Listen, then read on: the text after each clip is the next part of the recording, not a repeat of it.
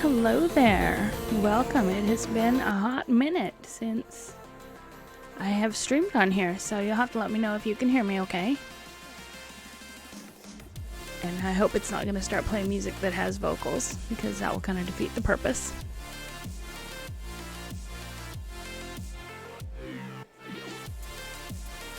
I'm a little quiet, or the music is a little quiet.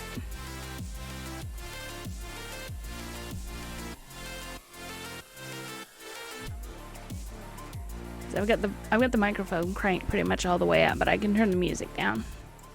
And I can talk. I can get closer.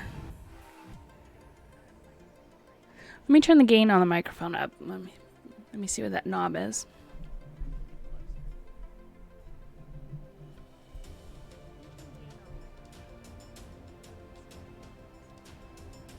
Is that any better?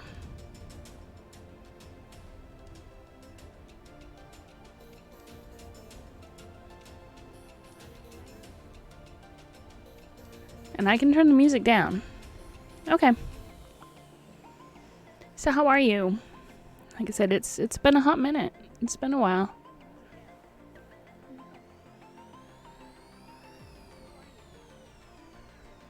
But I guess that's what you want me to turn. Okay, I'll turn the music up. We will get this right eventually.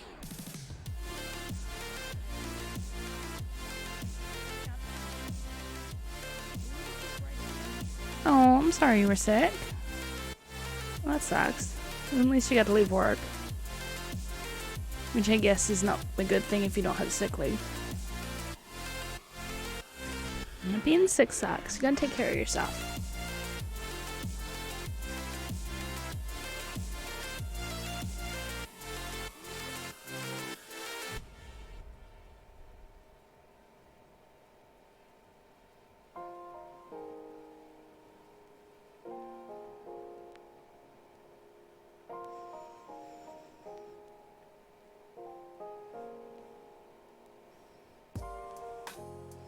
Well, so, I'm sorry that you had to have to go without pay when you get sick, because that's not right. Everyone should have paid sick leave.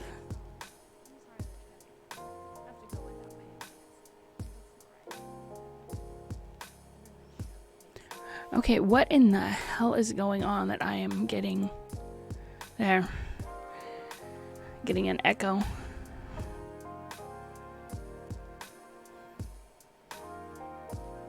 We cannot be having echoes. Hearing me once is enough.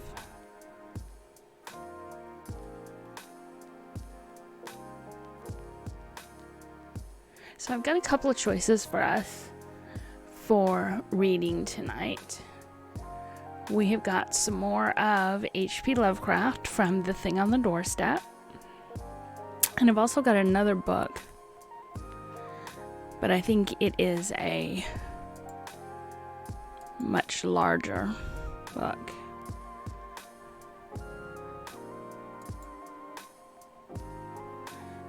It's a book of ghost stories by J.S. Le Fanu, written in 18 something, and they were published in 1964. But since the writer died in 1873, I think we can assume that the stories were written before then.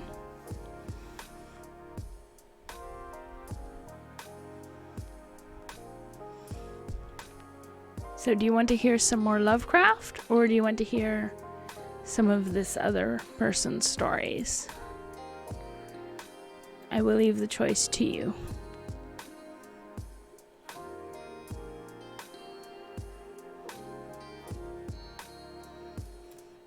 I wish these music services had spoopy music. I need spoopy music for my ghost stories, damn it.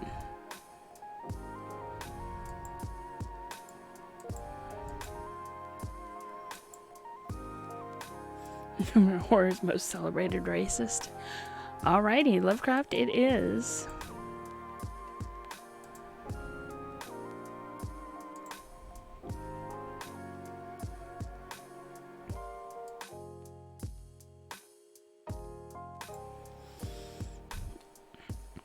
Alright, let's get to our... Let's get rid of the music first. Yeah, get the frog out of my throat. Ooh, maybe we can do some epic music in the background. Very, very low. Very, very low. Come on, volume, go down. Whoa, not that far down. And we will have our campfire. So it can be all nice and cozy.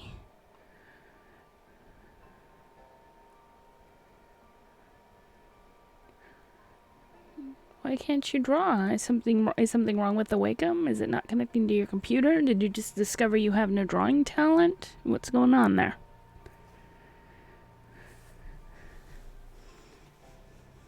What's going on there, my dude?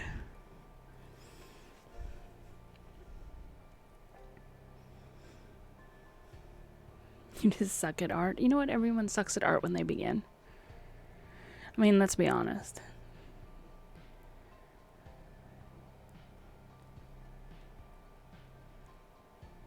But with time and with patience, you learn.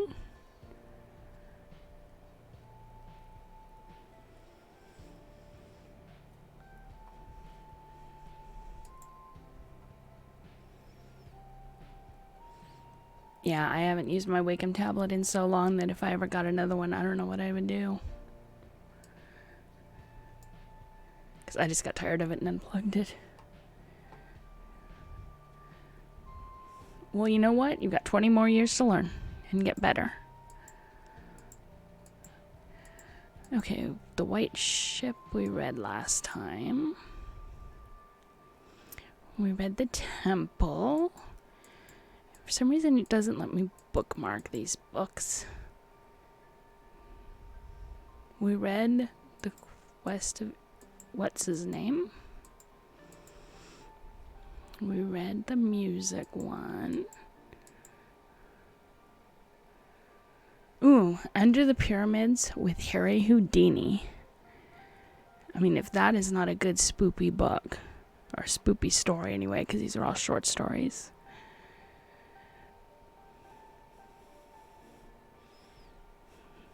You hoping to die in the next 10 years? That is sad. No. No. You can't die until you get good at art. I forbid you. I forbid you to die until you at least get good at art.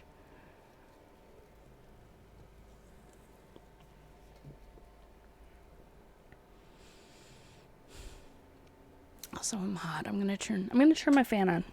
So, hopefully you don't hear it too much. Oops, didn't mean turned on high. There. There we go.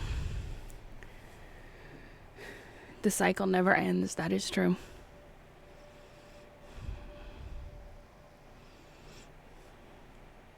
Forever. You have to be here forever. Or until you learn to draw good on your Wacom tablet. So, get going.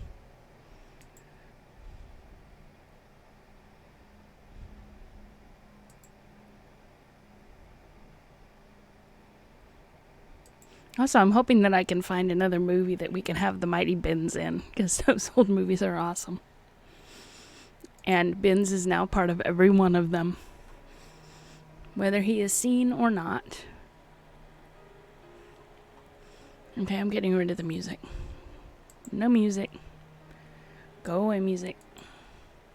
Should actually stop the music. The heat death of California is definitely going to happen soon. Because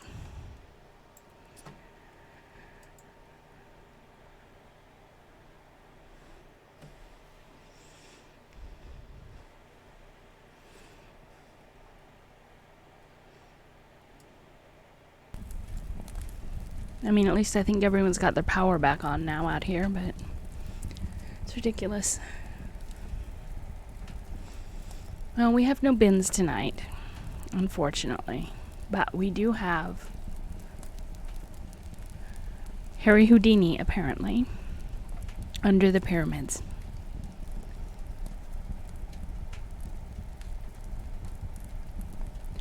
Oh, yeah, the fact that someone died, it's like, But they don't care. The utilities do not care at all. But yeah, it breaks my heart.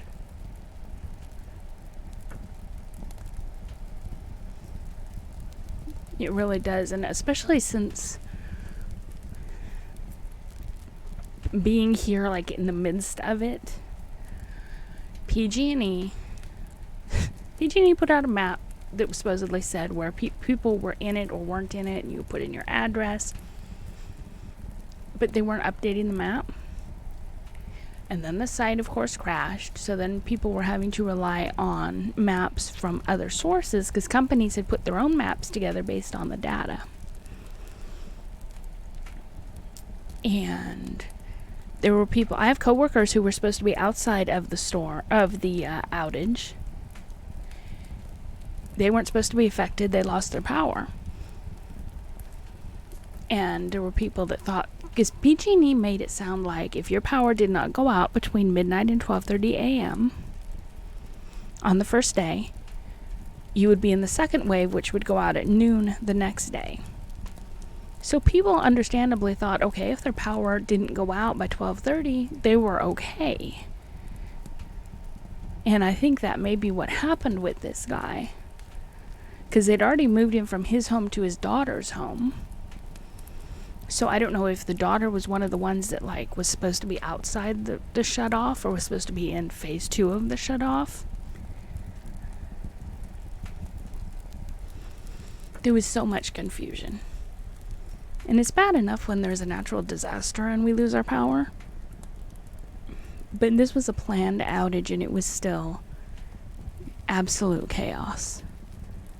And there was absolutely no reason for it. Absolutely none. So my heart really, really breaks for his family. And for him because, I mean, I can't even imagine what he went through.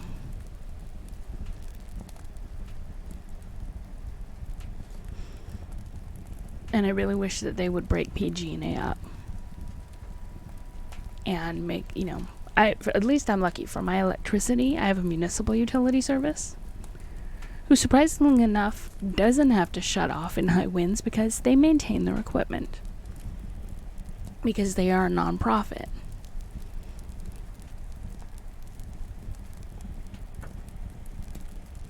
I do have PG&E for my gas, which scares me because it's not like they haven't already blown up one California neighborhood with their faulty gas lines.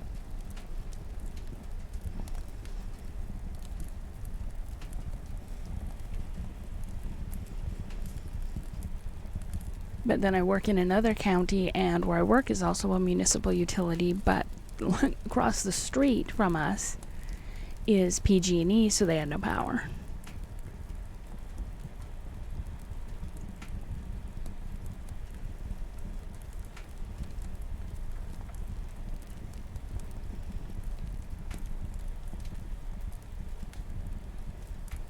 I don't know if California as a state is reaching failed state status, but I think PG&E is a thorn in everyone's side, and PG&E is horrible.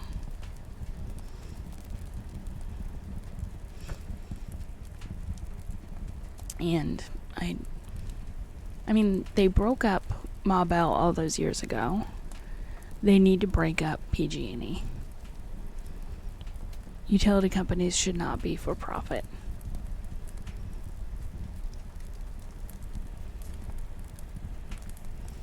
And I do hope that we can get rid of PG&E entirely one day.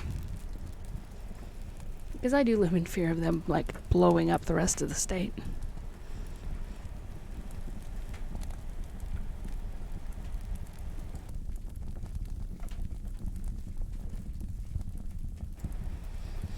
And I'm sure, I mean, if they take out California, they'll probably take out the neighboring states, because I know PG&E goes up into Oregon and Washington. I don't know how far east they go, but it is frightening. And I'm just glad they announced that 100% of the customers have their power back now, so. No, a little trust busting absolutely never hurt anyone. It's not like They're a great service. PG&E needs to be broken up.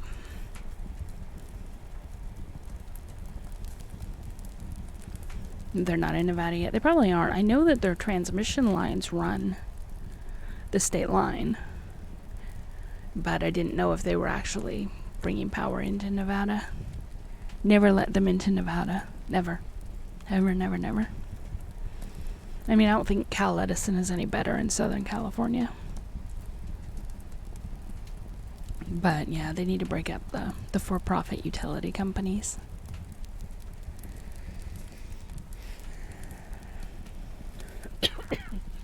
Okay, that was enough of a little rant.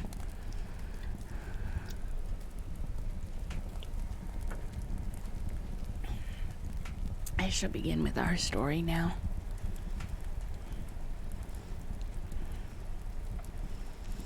Yeah, we have Folsom Dam here that provides electricity to SMUD, who is our utility company. But it's just messed up. No, the worst thing they ever did was when they deregulated the utilities here. Because I don't remember. I mean, granted, I wasn't that aware of it. But I think a lot of the problems did start when they deregulated. And it shouldn't be about profits.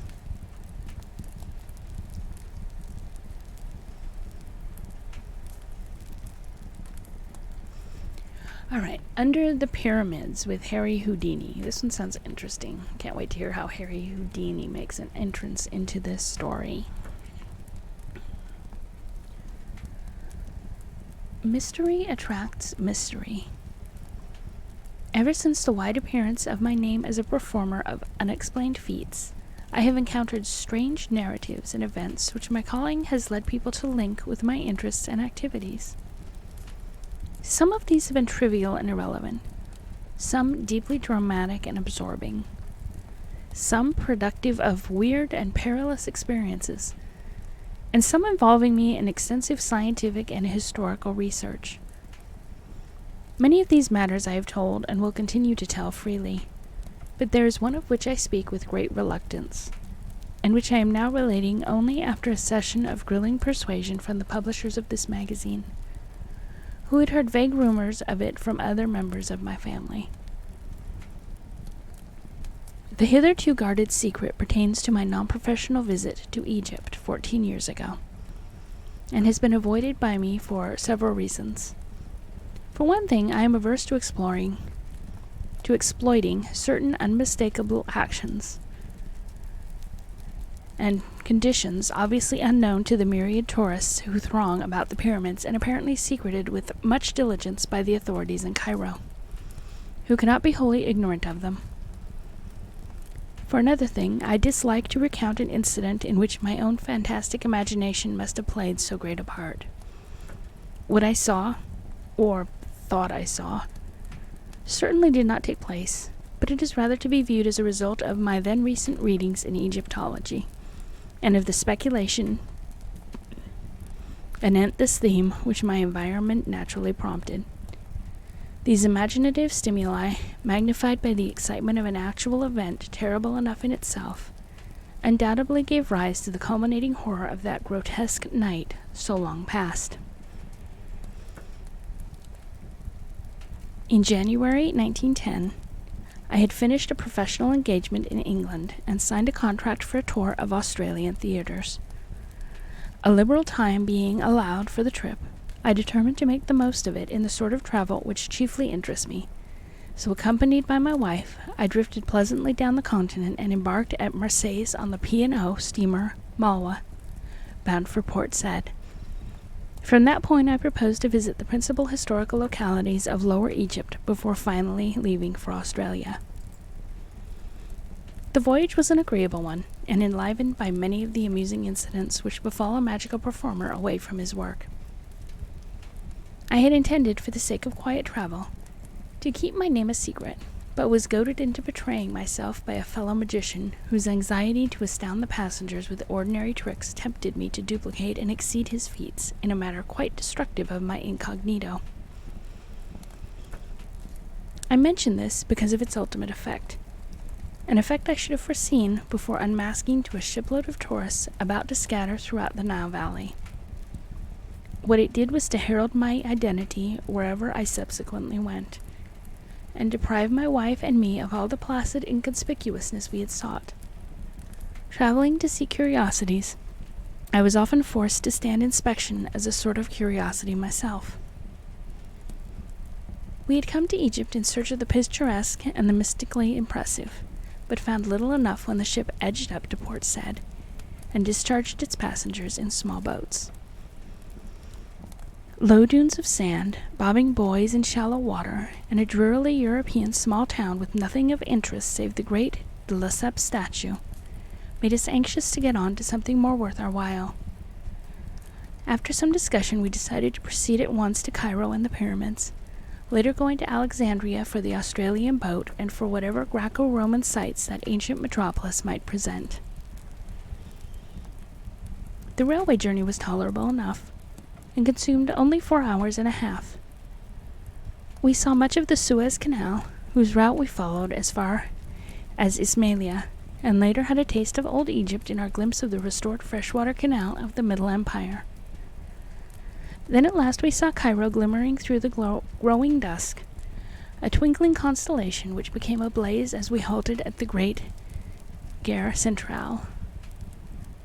But once more disappointment awaited us, for all that we beheld was European, save the costumes and the crowds.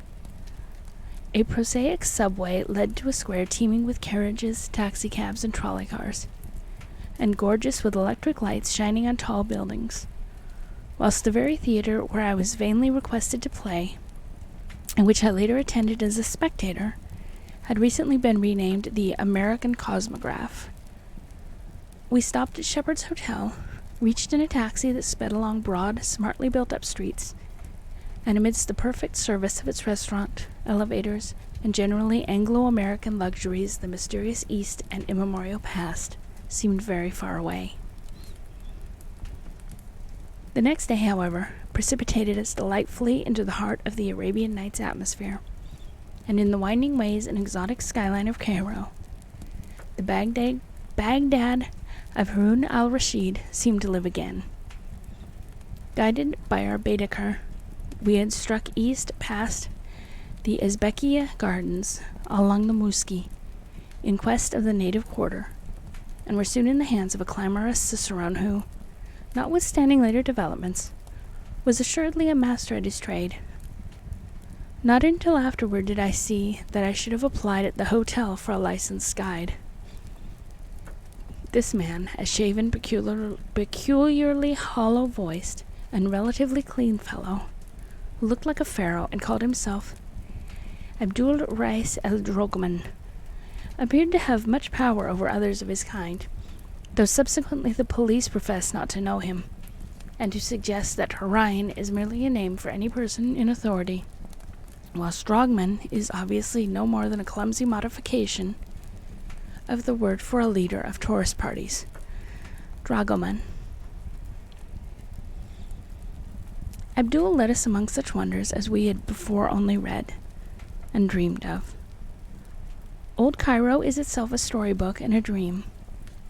Labyrinths of narrow alleys, redolent of aromatic secrets, arabesque balconies and oriels nearly meeting above the cobbled streets, maelstroms of oriental traffic with strange cries, cracking whips, rattling carts, jingling money, and braying donkeys, kaleidoscopes of polychrome robes, veils, turbans, and turbashes, water carriers and dervishes, dogs and cats, soothsayers and barbers, and over all the whining of blind beggars crouched in alcoves, and the sonorous chanting of muezzins from minarets lying delicately against a sky of deep, unchanging blue. The roofed, quieter bazaars were hardly less alluring. Spice, perfume, incense, beads, rugs, silks, and brass. Old Mahmoud Suleiman squats cross-legged amidst his gummy bottles while chattering youths pulverize mustard in the hollowed-out capital of an ancient classic column. A Roman Corinthian, perhaps from neighboring Heliopolis, where Augustus stationed one of his 3 Egyptian legions. Antiquity begins to mingle with exoticism. And then the mosques and the museum. We saw them all, and tried not to let our Arabian revel succumb to the darker charms of Pharaohic Egypt, which the museum's priceless treasures offered. That was to be our climax, and for the present we concentrated on the medieval Saracenic glories of the caliphs whose magnificent tomb mosques form a glittery fairy necropolis on the edge of the Arabian desert.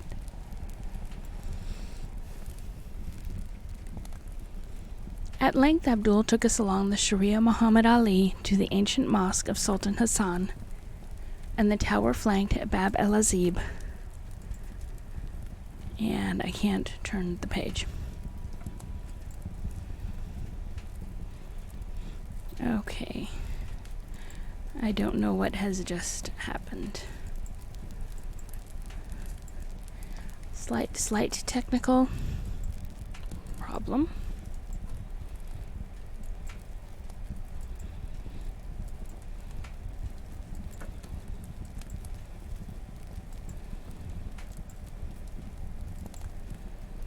Okay. We have got it reloaded.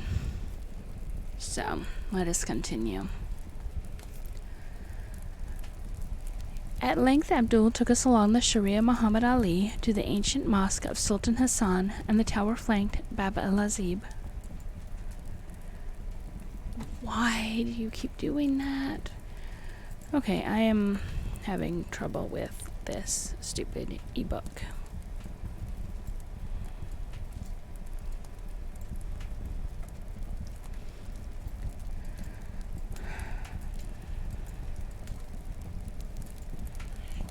And let us try one more time.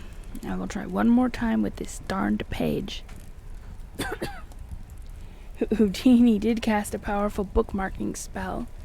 Every time I try to go 1 page forward, it goes 50 pages forward. It's like, no, I want the next page.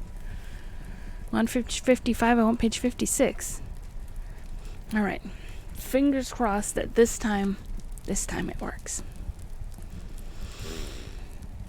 At length, Abdul took us along the Sharia Muhammad Ali to the ancient mosque of Sultan Hassan and the tower-flanked Bab el-Azib, beyond which climbs the steep-walled pass to the mighty citadel that Saladin himself built with stones of forgotten pyramids. It was sunset when we scaled that cliff, circled the modern mosque of Muhammad Ali, and looked down from the dizzying parapet over mystic Cairo. Mystic Cairo, all golden with its carven domes, its ethereal minarets, and its flaming gardens. Far over the city towered the great Roman dome of the new museum, and beyond it, across the cryptic yellow Nile that is the mother of aeons and dynasties, lurked the menacing sands of the Libyan desert, undulate and iridescent and evil with older arcana. The red sun sank low, bringing the relentless chill of Egyptian dusk.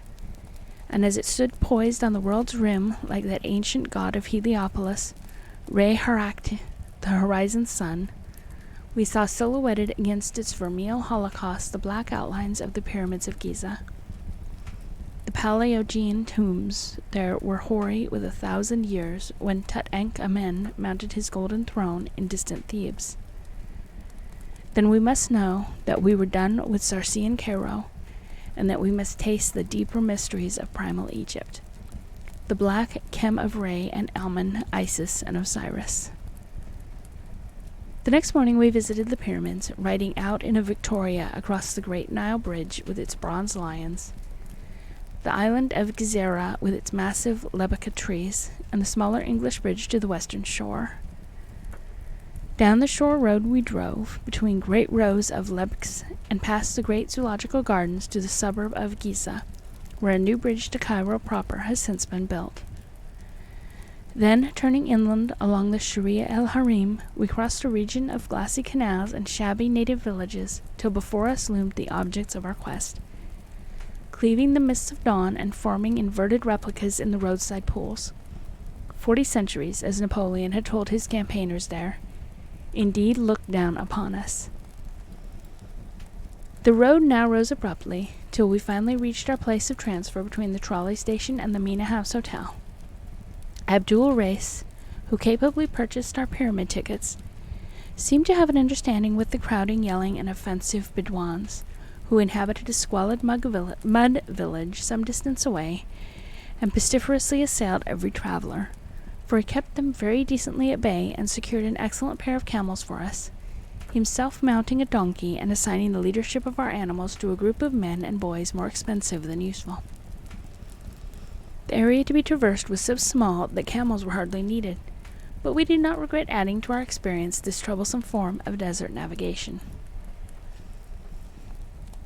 The pyramids stand on a high rock plateau, this group forming next to the northernmost of the series of regal and aristocratic cemeteries built in the neighborhood of the extinct capital Memphis, which lay on the same side of the Nile, somewhat south of Giza, and which flourished between 3400 and 2000 BC. The greatest pyramid, which lies nearest the modern road, was built by King Cheops, or Khufu, about 2800 BC, and stands more than 450 feet in perpendicular height. In a line southwest from this are successively the second pyramid, built a generation later by King Khephren, and though slightly smaller looking, even larger because set on higher ground, and the radically smaller third pyramid of King Mycerinus, built about 2700 BC. Near the edge of the plateau and due east of the second pyramid, with a face probably altered to form a colossal portrait of Khephren in royal restorer, stands the monstrous Sphinx, mute, sardonic, and wise beyond mankind and memory. Minor pyramids and the traces of ruined minor pyramids are found in several places, and the whole plateau is pitted with the tombs of dignitaries of less than royal rank. These latter were originally marked by mastabas, or stone bench-like structures about the deep burial shafts, as found in other Memphian cemeteries and exemplified by Perneb's tomb in the Metropolitan Museum of New York. At Giza, however, all such visible things have been swept away by time and pillage, and only the rock-hewn shafts, either sand-filled or cleared out by archaeologists, remain to attest their former existence. Connected with each tomb was a chapel in which priests and relatives offered food and prayer to the hovering Ka, or vital principle of the deceased.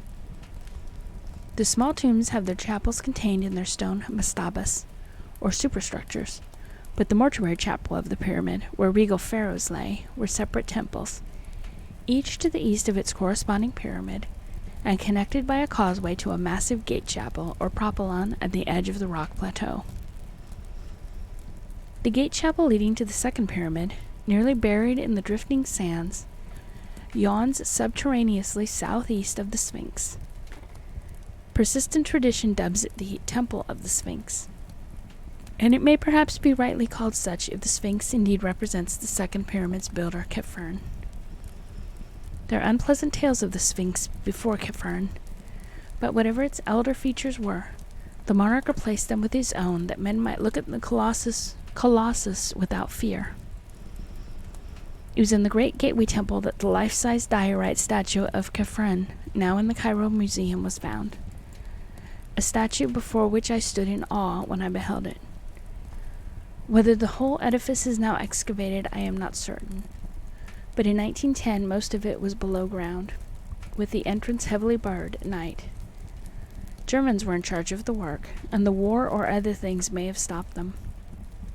I would give much, in view of my experience and of certain Bedouin whisperings discredited or unknown in Cairo, to know what has developed in connection with a certain well in a traversed gallery, where statues of the pharaoh were found in curious juxtaposition to the statues of baboons.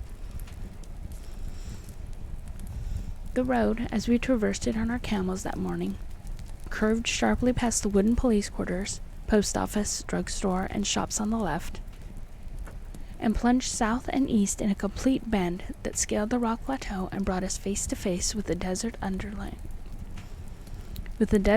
the lee of the Great Pyramid. Past Cyclopean masonry we rode, rounding the eastern face and looking down ahead into a valley of minor pyramids beyond which the eternal Nile glistened to the east. and the eternal desert shimmered to the west. Very close loomed the three major pyramids, the greatest devoid of outer casing and shewing in bulk of its great stones, but the others retaining here and there the neatly fitted covering which had made them smooth and finished in their day. Presently we descended towards the Sphinx, and sat silent beneath the spell of those terrible, unseeing eyes. On the vast stone breast we faintly discerned the emblem of Re Harakti, for whose image the Sphinx was mistaken in a later dynasty, and though sand covered the table between the great paws, we recalled what Thutmosis IV inscribed thereon, and the dream he had when a prince.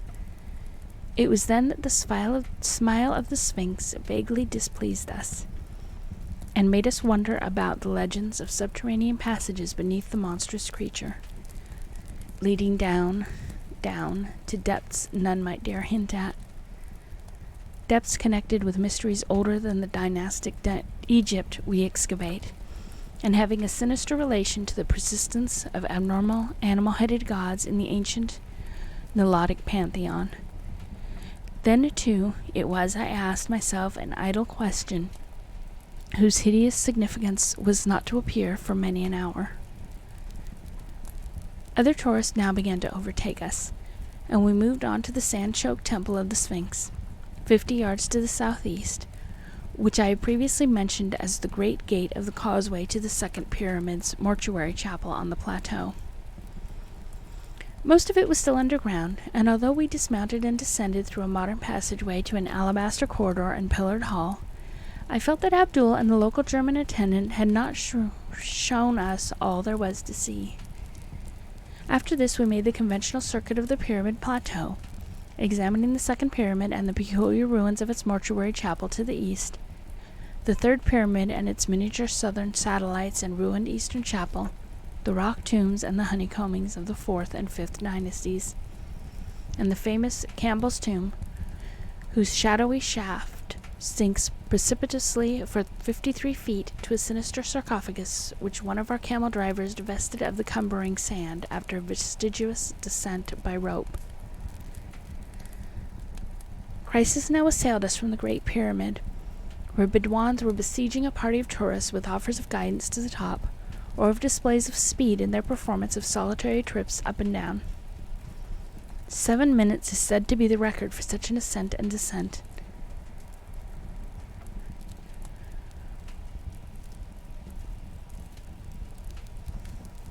The honeycomb hideout is under the Sphinx. Possibly, but you're showing their age there. Their honeycombs even still around. Like, I remember the commercials, but I don't know if they're still a thing. And I'm falling off my chair. I need a new chair. Okay, butt is firmly placed in the chair again. For some reason, the angle of it, I just slide right on out. You don't know. We need to take a break and find out if honeycomb cereal is still a thing. Honeycomb cereal.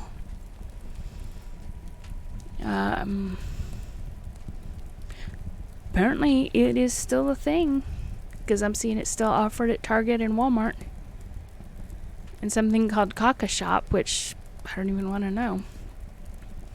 So yes, honeycomb cereal is still a thing. I don't know, maybe I need like a seat belt, or no, it's an old chair. It is a very old chair, and it doesn't keep the angle right, and it like slowly tilts, and I slowly slide out of it, and next thing I know, it's like, God damn it, I'm about to fall on the floor. So, okay, butt is firmly planted where it belongs.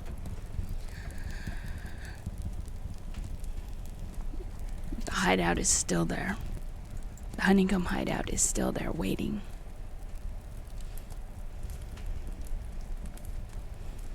Can I remember where I was? Probably not, but that's my own fault.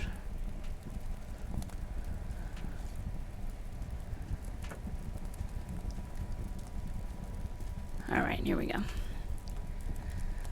7 minutes is said to be the record for such an ascent and descent, but many lusty sheiks and sons of sheiks assured us they could cut it to 5 if given the requisite impetus of liberal baksha. They did not get this impetus, though we did let Abdul take us up, thus obtaining a view of unprecedented magnificence, which included not only remote and glittering Cairo with its crowned citadel and background of gold-violet hills, but all the pyramids at the Memphian district as well, from Abu Rosh on the north to the Dashur on the south. The Saqqara Step Pyramid, which marks the evolution of the low mastaba into the true pyramid, shewed clearly and alluringly in the sandy distance. It is close to this transition monument that the famed tomb of Perneb was found, more than 400 miles south of the Theban rock valley where Tut-Ankh-Amen sleeps. Again I was forced to silence through sheer awe. The prospect of such antiquity and the secrets each hoary monument seemed to hold and brood over filled me with a reverence and some sense of immensity nothing else ever gave me. Fatigued by our climb and disgusted with the importunate Bedouins whose actions seemed to defy every rule of taste, we omitted the arduous detail of entering the cramped interior passage of any of the pyramids, though we saw several of the hardiest tourists preparing for the suffocating crawl through Cheops' mightiest memorial. As we dismissed and overpaid our local bodyguard and drove back to Cairo with Abdul Rice under the afternoon sun, we half regretted the omission we had made. Such fascinating things were whispered about lower pyramid passages, not in the guidebooks, passages whose entrances had been hastily blocked up and concealed by certain uncommunicative archaeologists who had found and begun to explore them. Of course, this whispering was largely baseless on the face of it, but it was curious to reflect how persistently visitors were forbidden to enter the pyramids at night, or to visit the lowest burials and crypt of the Great Pyramid. Perhaps in the latter case it was the psychological effect which was feared, the effect of the visitor on feeling himself huddled down beneath a gigantic world of solid masonry, joined to the life he had known by the merest tube, in which he may only crawl, and which any accident or evil designs might block. The whole subject seemed so weird and alluring that we resolved to pay the Pyramid Plateau another visit at the earliest possible opportunity. For me, this opportunity came much earlier than I expected. That evening, the members of our party, feeling somewhat tired after the strenuous program of the day, I went alone with Abdul Rice for a walk through the picturesque Arab quarter. Though I had seen it by day, I wished to study the alleys and bazaars in the dusk, when rich shadows and mellow gleams of light would add to their glamour and fantastic illusion. The native crowds were thinning, but were still very noisy and numerous when we came upon a knot of reveling Bedouins in the Succa Nashir, or bazaar of the coppersmiths. Their apparent leader, an insolent youth with heavy features and saucily cocked tarbush, took some notice of me, and evidently recognized with no great friendliness my competent but admittedly supercilious and sneeringly disposed guide. Perhaps, I thought, he resented that odd reproduction of the Sphinx's half-smile, which I had often remarked with amused irritation. Or perhaps he did not like the hollow and sepulchral resonance of Abdul's voice. At any rate, the exchange of ancestrally opprobrious language became very brisk, and before long Ali Aziz, as I heard the stranger called when called by no worse name, began to pull violently at Abdul's robe, an action quickly reciprocated, and leading to a spirited scuffle in which both combatants lost their sacred cherished headgear and would have reached an even dire condition had I not intervened and separated them by main force. My interference, at first seemingly unwelcome on both sides, succeeded at last in effecting a truce. Suddenly each belligerent composed his wrath and his attire, and with an assumption of dignity as profound as it was sudden, the two formed a curious pact of honor, which I soon learned is a custom of great antiquity in Cairo. A pact for the settlement of their difference by means of a nocturnal fist-fight atop the Great Pyramid, long after the departure of the last moonlight sightseer. Each duelist was to assemble a party of seconds, and the affair was to begin at midnight, proceeding by rounds in the most civilized possible fashion. In all this planning there was much which excited my interest. The fight itself promised to be unique and spectacular, while the thought of the scene on that hoary pile overlooking the antediluvian plateau of Giza under the moon of the pallid small hours appealed to every fiber of imagination in me. A request found Abdul exceedingly willing to admit me to his party of seconds, so that all the rest of the early evening I accompanied him to various dens in the most lawless regions of the town, mostly northeast of the Ezbekiya, where he gathered one by one a select and formidable band of congenial cutthroats as his pugilistic background. Shortly after 9, our party mounted on donkeys bearing such royal or tourist reminiscent names as Ramses, Mark Twain, J.P. Morgan, and Minnehaha, edged through street labyrinths, both oriental and occidental, crossed the muddy and forested Nile by the bridge of the Bronze Lions, and cantered philosophically between the lebbeks on the road to Giza. Slightly over 2 hours were consumed by the trip, toward the end of which we passed the last of the returning tourists, saluted the last inbound trolley car, and were alone with the night and the past and the spectral moon. Then we saw the vast pyramids at the end of the avenue, ghoulish with a dim atavistical menace which I had not seemed to notice in the daytime. Even the smallest of them held a hint for the ghastly, for was it not in this that they buried Queen Nitocris alive in the 6th dynasty? Subtle Queen Nitocris, who once invited all her enemies to a feast in a temple below the Nile, and drowned them by opening the water gates. I recalled that the Arabs whisper things about Nitocris, and shun the 3rd pyramid at certain phases of the moon. It must have been over her that Thomas More was brooding when he wrote a thing muttered by Memphian boatmen. The subterranean nymph that dwells mid sunless gems and glories hid, the lady of the pyramid. Early as we were, Ali Aziz and his party were ahead of us, for we saw their donkeys outlined against the desert plateau at Kafir el-Haram, toward which squalid Arab settlement close to the Sphinx we had diverged instead of following the regular road to the Mina house, where some of the sleepy, inefficient police might have observed and halted us. Here, where filthy Bedouins stabbed camels and donkeys, in the rock tombs of Kafaran's courtiers, we were led up the rocks and over the sand to the Great Pyramid, up whose time-worn sides the Arabs swarmed eagerly, Abdul Rees offering me the assistance I did not need. As most travelers know, the actual apex of this structure has long been worn away, leaving a reasonably flat platform 12 yards square. On this eerie pinnacle a squared circle was formed, and in a few moments the sardonic desert moon leered down upon a battle which, but for the quality of the ringside cries, might well have occurred at some minor athletic club in America.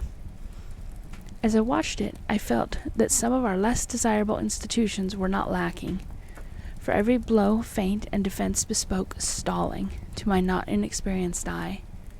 It was quickly over, and despite my misgivings as to methods, I felt a sort of proprietary pride when Abdul Reis was judged the winner. Reconciliation was phenomenally rapid, and amidst the singing, fraternizing, and drinking which occurred, I found it difficult to realize that a quarrel had ever occurred. Oddly enough, I myself seemed to be more of a center of notice than the antagonist, and from my smattering of Arabic I judged they were discussing my professional performances and escapes from every sort of manacle and confinement, in a manner which indicated not only a surprising knowledge of me, but a distinct hostility and skepticism concerning my feats of escape. It gradually dawned on me that the elder magic of Egypt did not depart without leaving traces, and that fragments of a strange secret lore and priestly cult practices have survived surreptitiously amongst the Falahin to such an extent that the prowess of a strange Hawi or magician is resented and disputed. I thought of how much my hollow-voiced guide Abdul Rees looked like an old Egyptian prince or pharaoh or smiling sphinx, and wondered. Suddenly something happened which in a flash proved the correctness of my reflections and made me curse the denseness whereby I had accepted this night's events as other than the empty and malicious frame-up they now shewed themselves to be. Without warning, and doubtless in answer to some subtle signs from Abdul, the entire band of Bedouins precipitated itself upon me, and having produced heavy ropes, soon had me bound as securely as I was ever bound in the course of my life, either on the stage or off. I struggled at first, but soon saw that one man could make no headway against a band of over 20 sinewy barbarians. My hands were tied behind my back, my knees bent to their fullest extent, and my wrists and ankles stoutly linked together with unyielding cords. A stifling gag was forced into my mouth, and a blindfold fastened tightly over my eyes. Then, as the Arabs bore me aloft on their shoulders and began a jumping descent of the pyramid, I heard the taunts of my late guide Abdul, who mocked and jeered delightedly in his hollow voice, and assured me that I would soon to have my magic powers put to a supreme test, which would quickly remove any egotism I might have gained through triumphing over all the tests offered by America and Europe. Egypt, he reminded me, is very old, and full of inner mysteries and antique powers not even conceivable to the experts of today, whose devices had so uniformly failed to entrap me.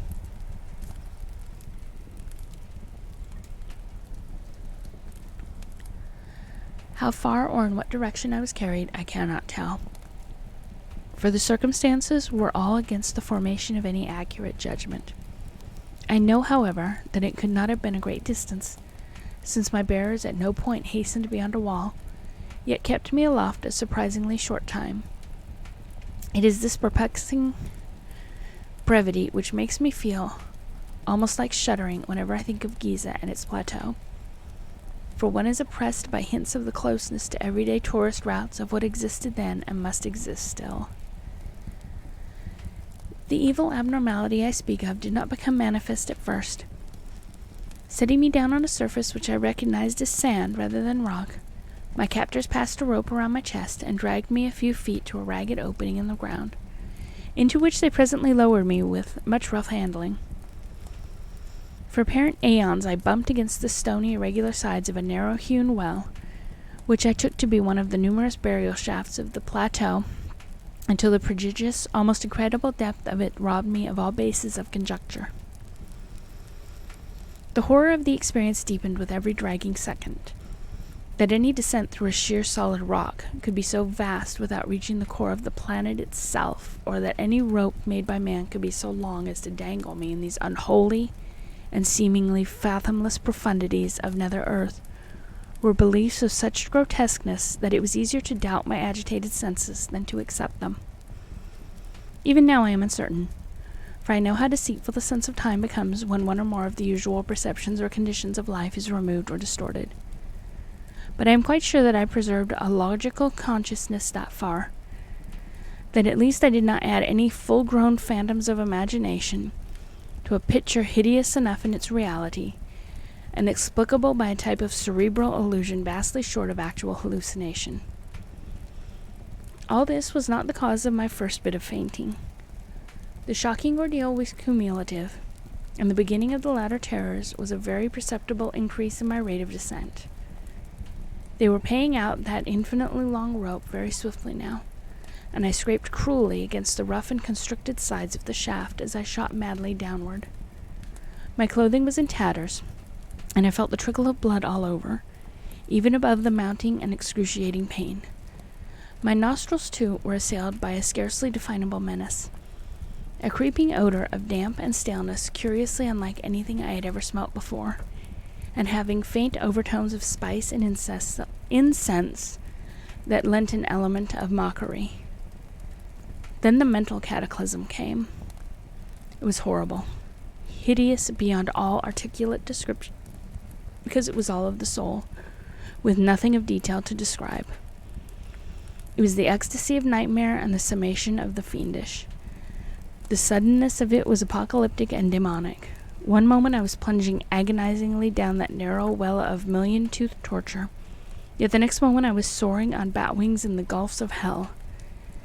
swinging free and swooping through illimitable miles of boundless, musty space, rising dizzily to measureless pinnacles of chilling ether, then diving gaspingly to sucking nadirs of ravenous, nauseous lower vacui. Thank God for the mercy that shut out in oblivion those clawing furies of consciousness which half unhinged my facilities and tore harpy-like at my spirit. That one respite, short as it was, gave me the strength and sanity to endure those still greater sublimations of cosmic panic that lurked and gibbered on the road ahead. Hello, Kayla. We are reading Under the Pyramids. It's another of Lovecraft's short stories. It's titled Under the Pyramids, and then parentheses it says with Harry Houdini. I don't know if the main character is Harry Houdini or if the other magician that was mentioned briefly in the beginning was Harry Houdini.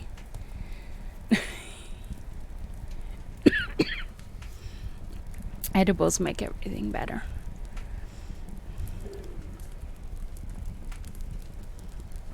We just came to a strange break in this story. Apparently this story is long enough, it's at least 2 parts, which is weird. So while you... I'm secretly Harry Houdini reincarnated. Sorry you had to find out this way.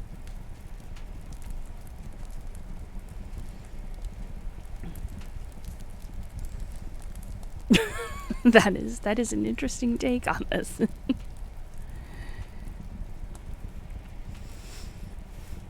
I am going to go grab a drink so I can hopefully not cough all over the place while I'm reading this.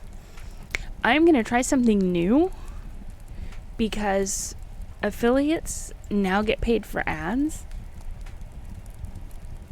So I am going to run a 1-minute ad and we're going to find out what the hell happens. That's right, I am Harry Houdini. Confirmed. Now watch this ad and earn me like probably 1/10 of a cent. I'll be right back, guys.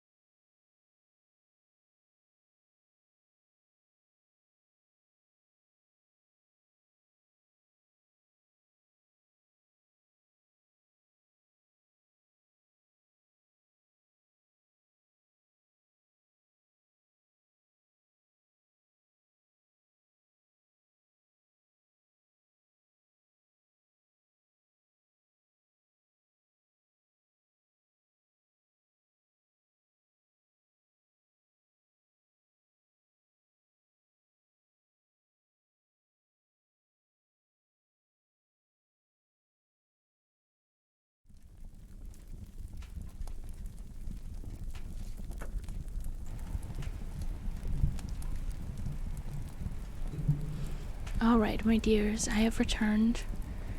Did you enjoy your ad? Did it run an ad? Because for some reason on my dashboard screen it just says it's running an ad, but it doesn't change the screen for me. Bastards.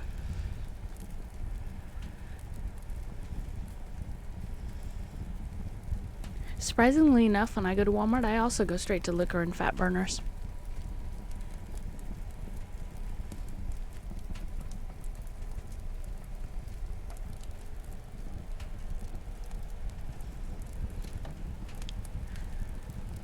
Y'all had too much fun while I was gone.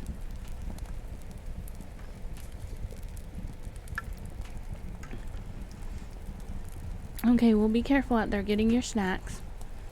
And we will see you later.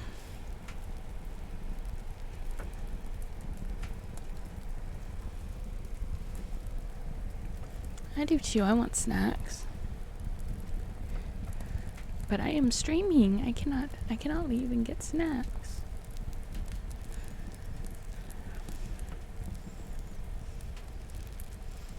We all want snacks now. Bring us snacks.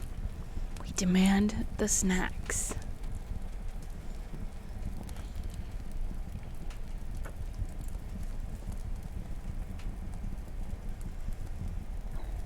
We demand snacks. Yeah, don't go outside if you're sick. I wish it was a cold night here instead of a hot night. It's always hot. Stupid California, where we have no seasons. Anyway, let's get back to the story. We'll get back to our story, part 2. How many more pages does this story have? Okay, I can... It's not too bad.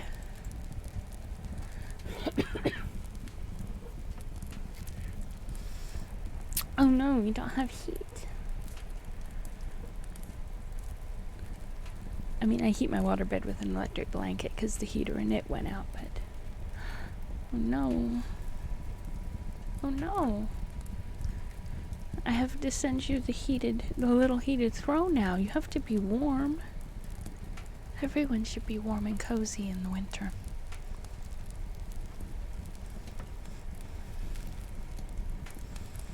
I got a set off of Amazon when the heater went out in the waterbed, and it's too much of a pain in the ass to like drain it, and then I have to get the mattress out, and then I have to get the liner out, and I'm pretty sure I have to take the headboard off to get the liner out.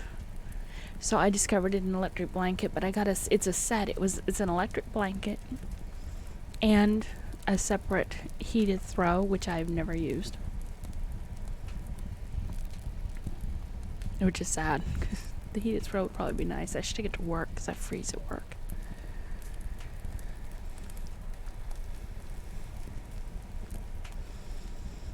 But yeah, the one that I got is by Beauty Rest, and I like that it's got 5 levels of heat, but it also has a preheat mode.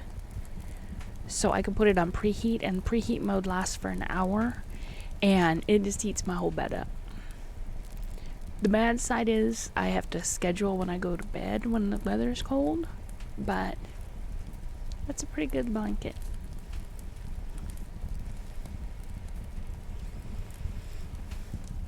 Alright, back to our story, part 2 of traipsing about under the pyramids. Did it play an ad while I was gone? I am curious, because I hit the play ad button and the display of my stream on the dashboard never changed. Uh-oh. Well, maybe an ad played and maybe it didn't. Okay. Well, it's a new feature, and they've changed the dashboard, and it's like what the hell? I may as well play ads while I'm gone.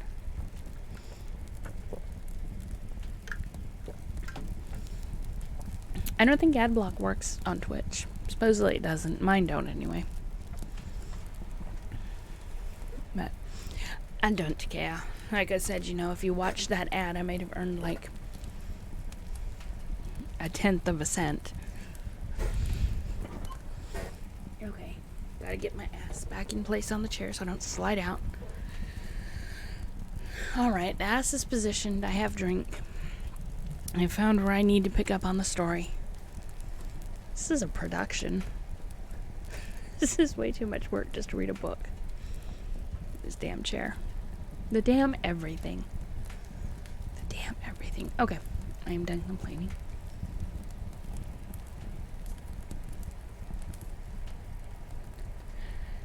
Well, see, now we have the ability to turn off the pre-roll ads if we run mid-roll ads.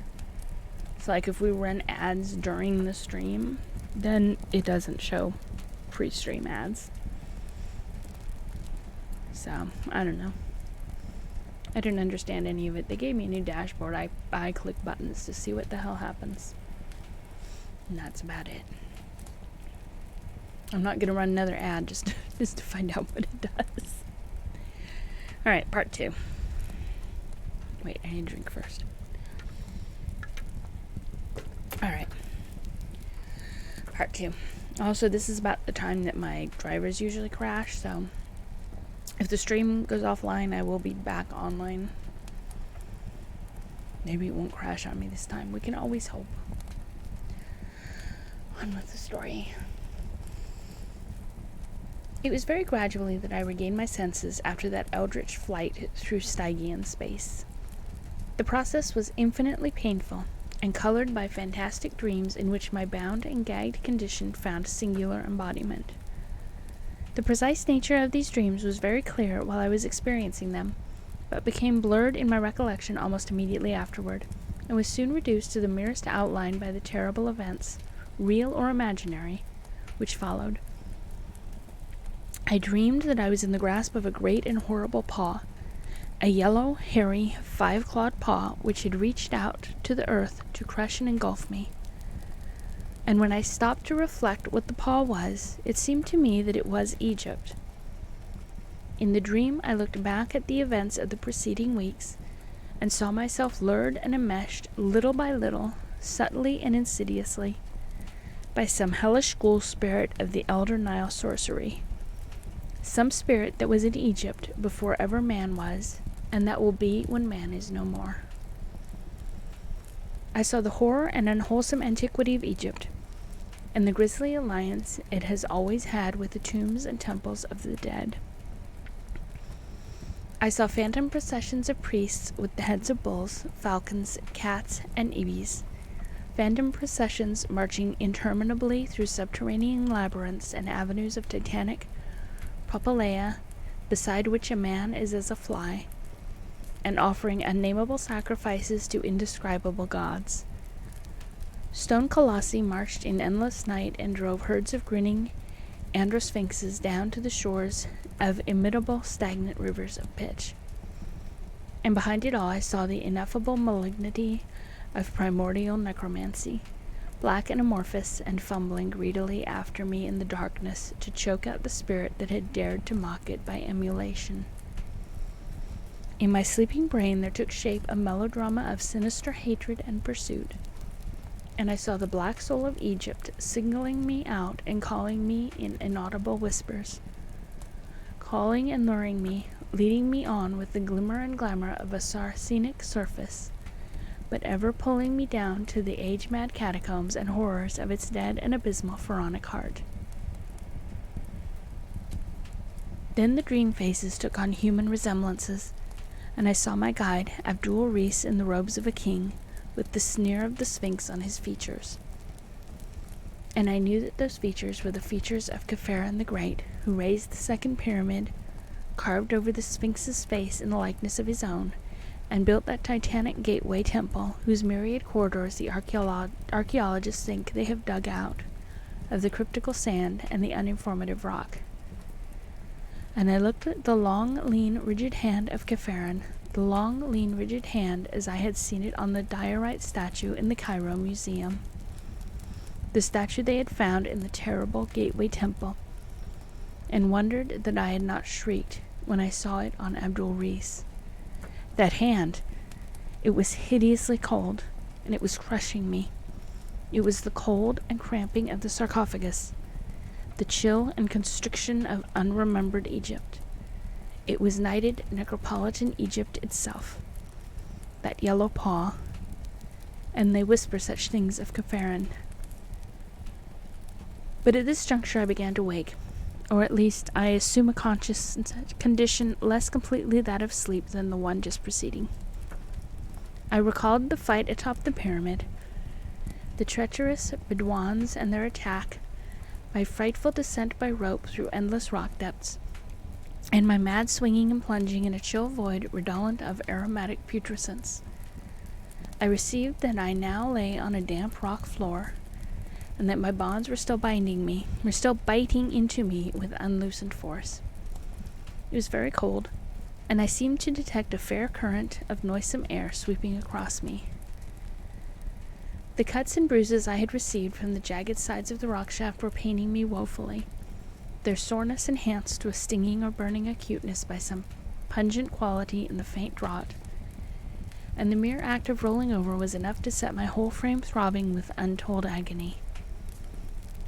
As I turned, I felt a tug from above, and concluded that the rope whereby I was lowered still reached out to the surface.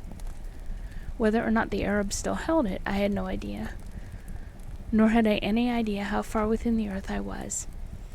I knew that the darkness around me was wholly or nearly total, since no ray of moonlight penetrated my blindfold, but I did not trust my senses enough to accept as evidence of extreme depth the sensation of vast duration which had characterized my descent.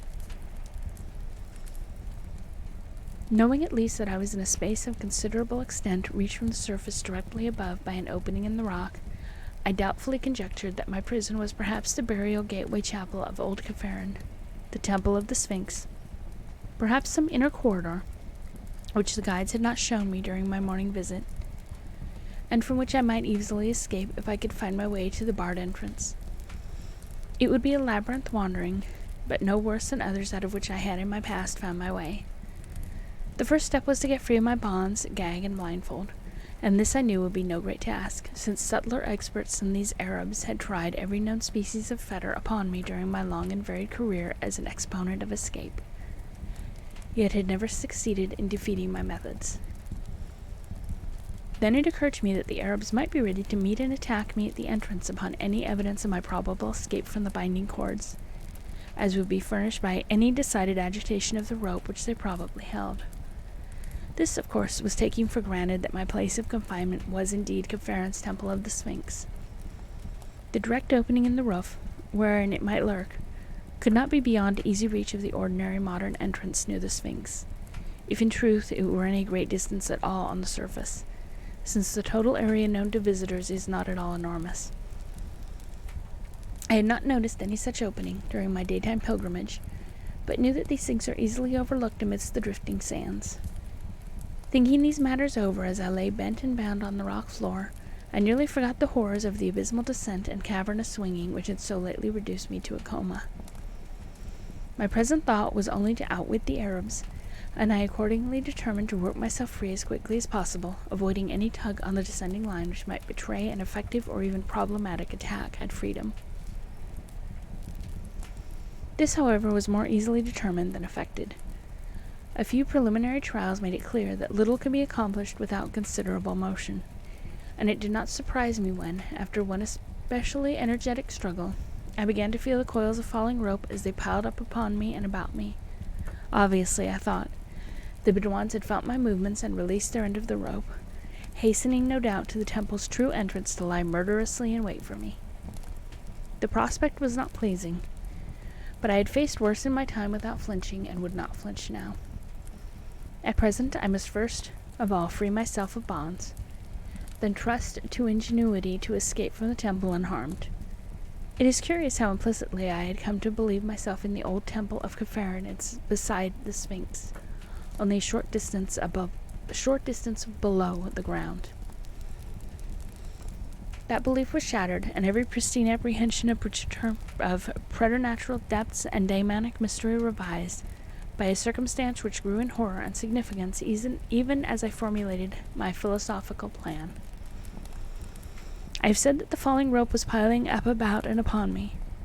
Now I saw that it was continuing to pile, as no rope of normal length could possibly do.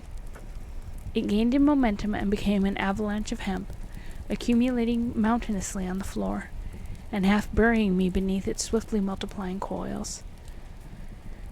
Soon I was completely engulfed and gasping for breath as the increased convolutions submerged and stifled me.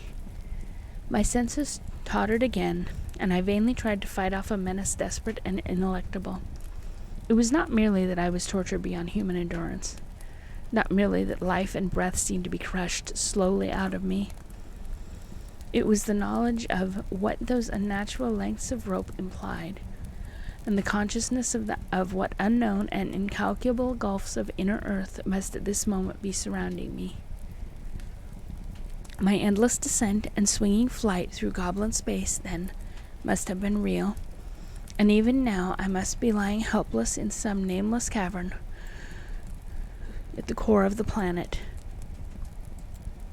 Such a sudden confirmation of ultimate horror was insupportable, and a second time I lapsed into merciful oblivion.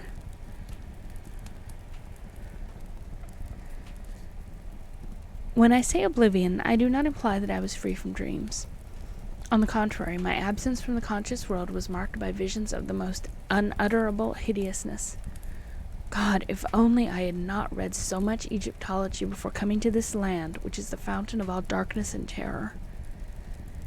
The second spell of fainting filled my sleeping mind anew with shivering realization of the country and its archaic secrets. And through some damnable chance, my dreams turned to the ancient notions of the dead and their sojourning in soul and body, beyond those mysterious tombs, which were more houses than graves. I recalled, in dream shapes, which it is well that I do not remember, the peculiar and elaborate construction of Egyptian sepulchres, and the exceedingly similar and terrific doctrines which determined this construction. All these people thought of was death and the dead. They conceived of a literal resurrection of the body which made them mummify it with desperate care, and preserve all the vital organs in canopic jars near the corpse, whilst beside the body they believed in two other elements, the soul, which after its weighing and approval by Osiris dwelt in the land of the blessed, and the obscure and portentous Ka, or life principle, which wandered about the upper and lower worlds in a horrible way, demanding occasional access to the preserved body, consuming the food offerings brought by priests and pious relatives to the mortuary chapel, and sometimes, as men whispered, taking its body or the wooden double always buried beside it and stalking noxiously abroad on errands peculiarly repellent. For thousands of years those bodies rested gorgeously encased and staring glassily upward when not visited by the Ka, awaiting the day when Osiris should restore both Ka and soul, and lead forth the stiff legions of the dead from the sunken houses of sleep.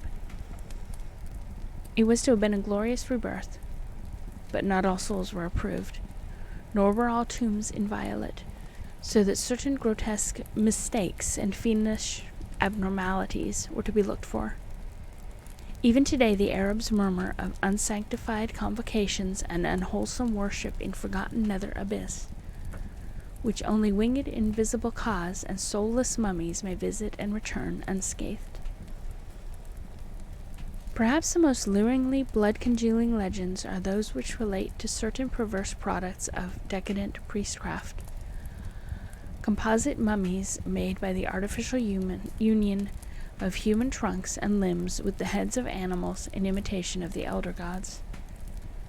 At all stages of history the sacred animals were mummified, so that consecrated bulls, cats, ibis, crocodiles, and the like might return some day to greater glory. But only in the decadence did they mix the human and animal in the same mummy. Only in the decadence, when they did not understand the rights and prerogatives of the Ka and the soul. What happened to those composite mummies is not told of, at least not publicly, and it is certain that no Egyptologist ever found one. The whispers of Arabs are very wild and cannot be relied upon. They even hint that old Khafren, he of the Sphinx, the second pyramid, and the yawning gateway temple, lives far underground, wedded to the ghoul queen Nitocris, and ruling over the mummies that are neither of man nor of beast. It was of these, of Caferus and his consort and his strange armies of the hybrid dead that I dreamed, and that is why I am glad the exact dream shapes have faded from my memory. My most horrible vision was connected with an idle question I had asked myself the day before when looking at the great carven riddle of the desert, and wondering with what unknown depths the temple so close to it might be secretly connected. That question, so innocent and whimsical then, assumed in my dream a meaning of frenetic and hysterical madness. What huge and loathsome abnormality was the Sphinx originally carven to represent? My second awakening, if awakening it was, is a memory of stark hideousness which nothing else in my life, save one thing which came after, can parallel. And that life has been full and adventurous beyond most men's. Remembering that I had lost consciousness while buried beneath a cascade of falling rope whose immensity revealed the cataclysmic depth of my present position. Now, as perception returned, I felt the entire weight gone, and realized upon rolling over that although I was still tied, gagged, and blindfolded, some agency had completely removed the suffocating hempen landslide which had overwhelmed me. The significance of this condition, of course, came to me only gradually. But even so, I think it would have brought unconsciousness again, had I not by this time reached such a state of emotional exhaustion that no new horror could make much difference. I was alone. With what? Before I could torture myself with any new reflection, or make any fresh effort to escape from my bonds, an additional circumstance became manifest. Pains not formerly felt were racking my arms and legs, and I seemed coated with a profusion of dried blood beyond anything any former cuts and abrasions could furnish. My chest, too, seemed pierced by 100 wounds, as though some malign, titanic ibis had been pecking at it. Assuredly the agency which had removed the rope was a hostile one, and had begun to wreak terrible injuries upon me when somehow impelled to desist. Yet at the time my sensations were distinctly the reverse of what one might expect. Instead of sinking into a bottomless pit of despair, I was stirred to a new courage and action. For now I felt that the evil forces were physical things which a fearless man might encounter on an even basis. On the strength of this thought, I tugged again at my bonds, and used all the art of a lifetime to free myself, as I had so often done amidst the glare of lights and the applause of vast crowds. The familiar details of my escaping process commenced to engross me, and now that the long rope was gone, I half regained my belief that the supreme horrors were hallucinations after all, and that there had never been any terrible shaft, measureless abyss, or interminable rope. Was I after all in the gateway temple of Caferum beside the Sphinx? And had the sneaking Arabs stolen in to torture me as I lay helpless there? At any rate, I must be free.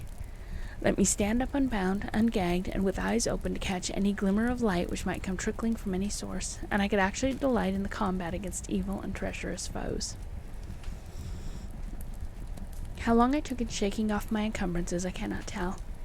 It must have been longer than in my exhibition performances, because I was wounded, exhausted, and enervated by the experience. I had passed through. When I was finally free, and taking deep breaths of a chill, damp, evilly spiced air, all the more horrible when encountered without the screen of gag and horrible edges, I found that I was too cramped and fatigued to move at once. There I lay, trying to stretch a frame bent and mangled for an indefinite period, and straining my eyes to catch a glimpse of some ray of light which would give a hint as to my position.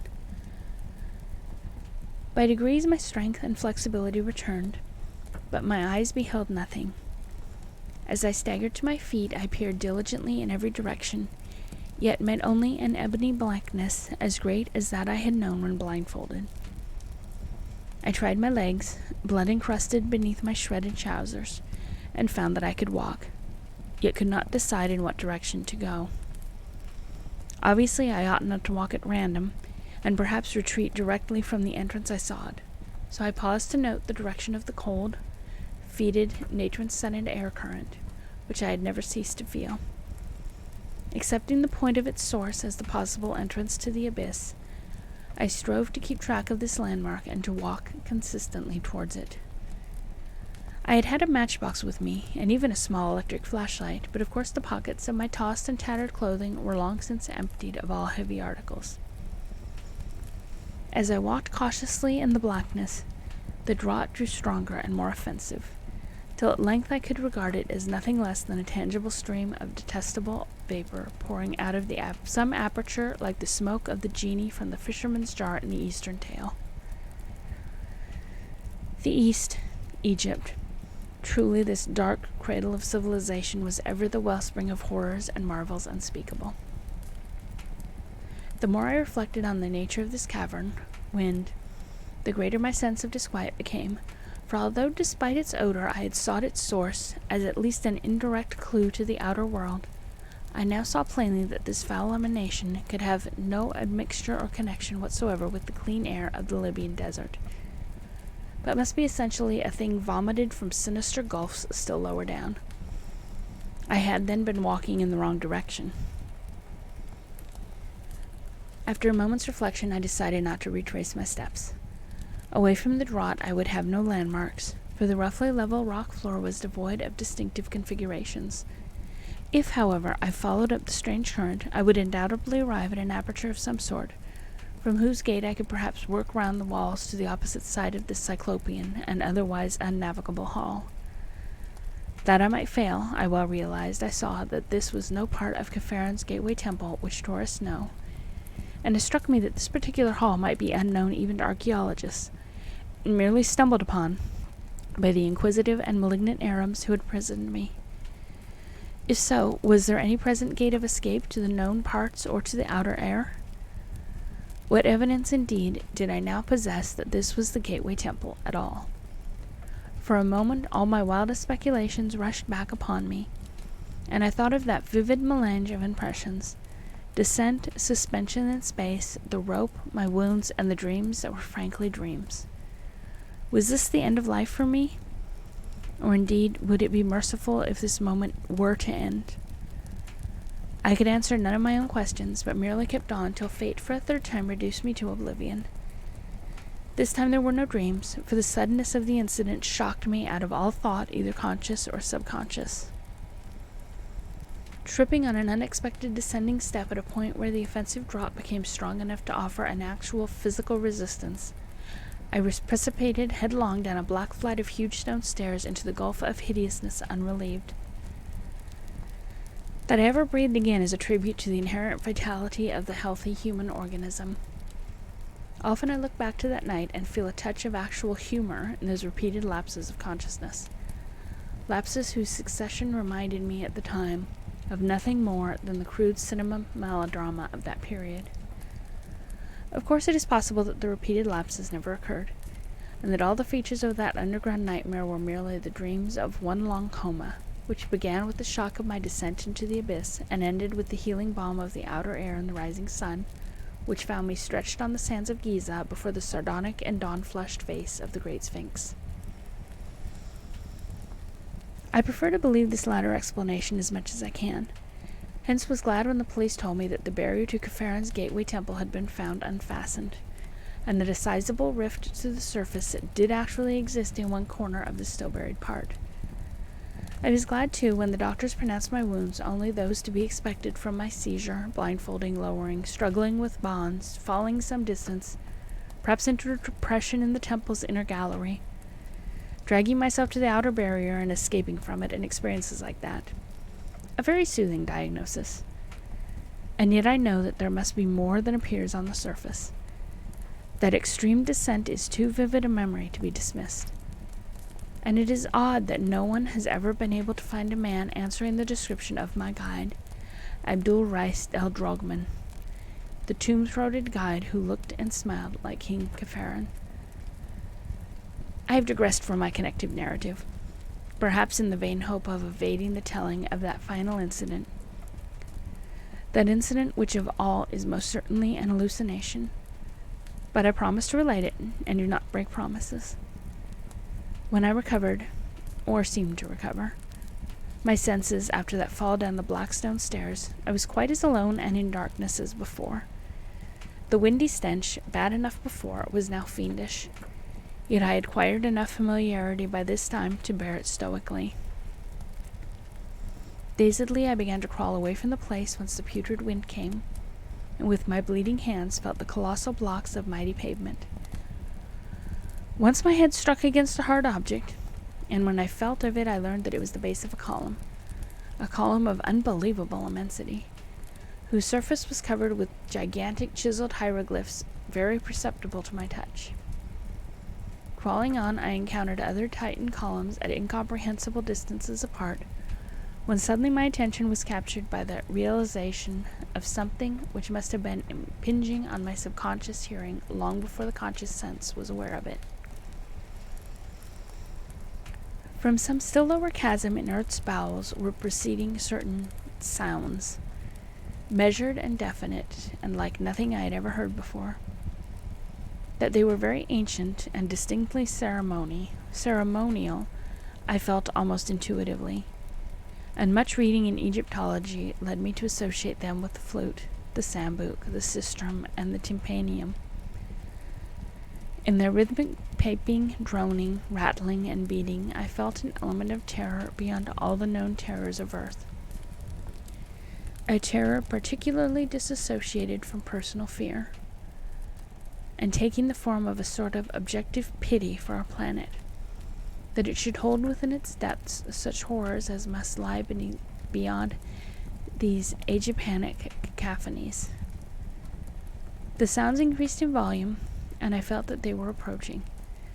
Then, and may all the gods of all pantheon unite to keep the like from my ears again, I began to hear, faintly and afar off, the morbid and millennial tramping of the marching things. It was hideous that footfalls so dissimilar should move in such perfect rhythm. The trailing of unhallowed thousands of years must lie behind that march of earth's inmost monstrosities. Padding, clicking, walking, stalking, rumbling, lumbering, crawling, and all to the abhorrent discords of those mocking instruments. And then, God keep the memory of those Arab legends out of my head. The mummies without souls, the meeting place of the wandering cause, the hordes of the devil-cursed pharaonic dead of 40 centuries, the composite mummies led through the uttermost Ankh's voids by King Kepharan and his ghoul queen Nitocris. The tramping drew nearer. Heaven save me from the sound of those feet and paws and hoofs and pads and talons as it commenced to acquire detail. Down limitless reaches of sunless pavement, a spark of light flickered in the malodorous wind, and I drew behind the enormous circumference of a cyclopic column that I might escape for a while the horror that was stalking million-footed towards me through gigantic hyspostles of inhuman dread and phobic antiquity. The flickers increased, and the tramping and dissonant rhythm grew sickeningly loud. In the quivering orange light there stood faintly forth a scene of such stony awe that I gasped from the sheer wonder that conquered even fear and repulsion. Bases of columns whose middles were higher than human sight, mere bases of things that must each dwarf the Eiffel Tower to insignificance. Hieroglyphs carved by unthinkable hands in caverns where daylight can be only a remote legend. I would not look at the marching things. That I desperately resolved as I heard their creaking joints and nitrous wheezing above the dead music and the dead tramping. It was merciful that they did not speak, but God! Their crazy torches began to cast shadows on the surface of those stupendous columns. Heaven take it away. Hippopotami should not have human heads and carry horses. Let me try that line again. Hippopotami should not have human hands and carry torches. Men should not have the heads of crocodiles. I tried to turn away, but the shadows and the sounds and the stench were everywhere. Then I remembered something I used to do in half-conscious nightmares as a boy, and began to repeat to myself, "This is a dream. This is a dream." But it was of no use, and I could only shut my eyes and pray. At least, that is what I think I did, for one is never sure in visions. And I know this can have been nothing more. I wondered whether I should ever reach the world again, and at times would furtively open my eyes to see if I could discern any features of the place other than the wind of spiced putrefaction, the topless columns, and the thaumatropically grotesque shadows of abnormal horror. The sputtering glare of multiplying torches now shone, and unless this hellish place were wholly without walls, I could not fail to see some boundary or fixed landmark soon.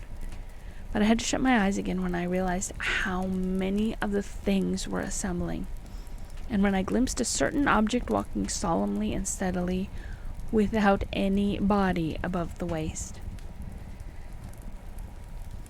A fiendish and ulent corpse gurgle or a death rattle now split the very atmosphere.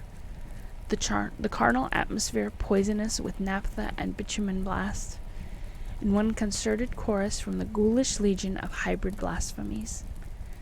My eyes, perversely shaken open, gazed for an instant upon a sight which no human creature could even imagine without panic, fear, and physical exhaustion.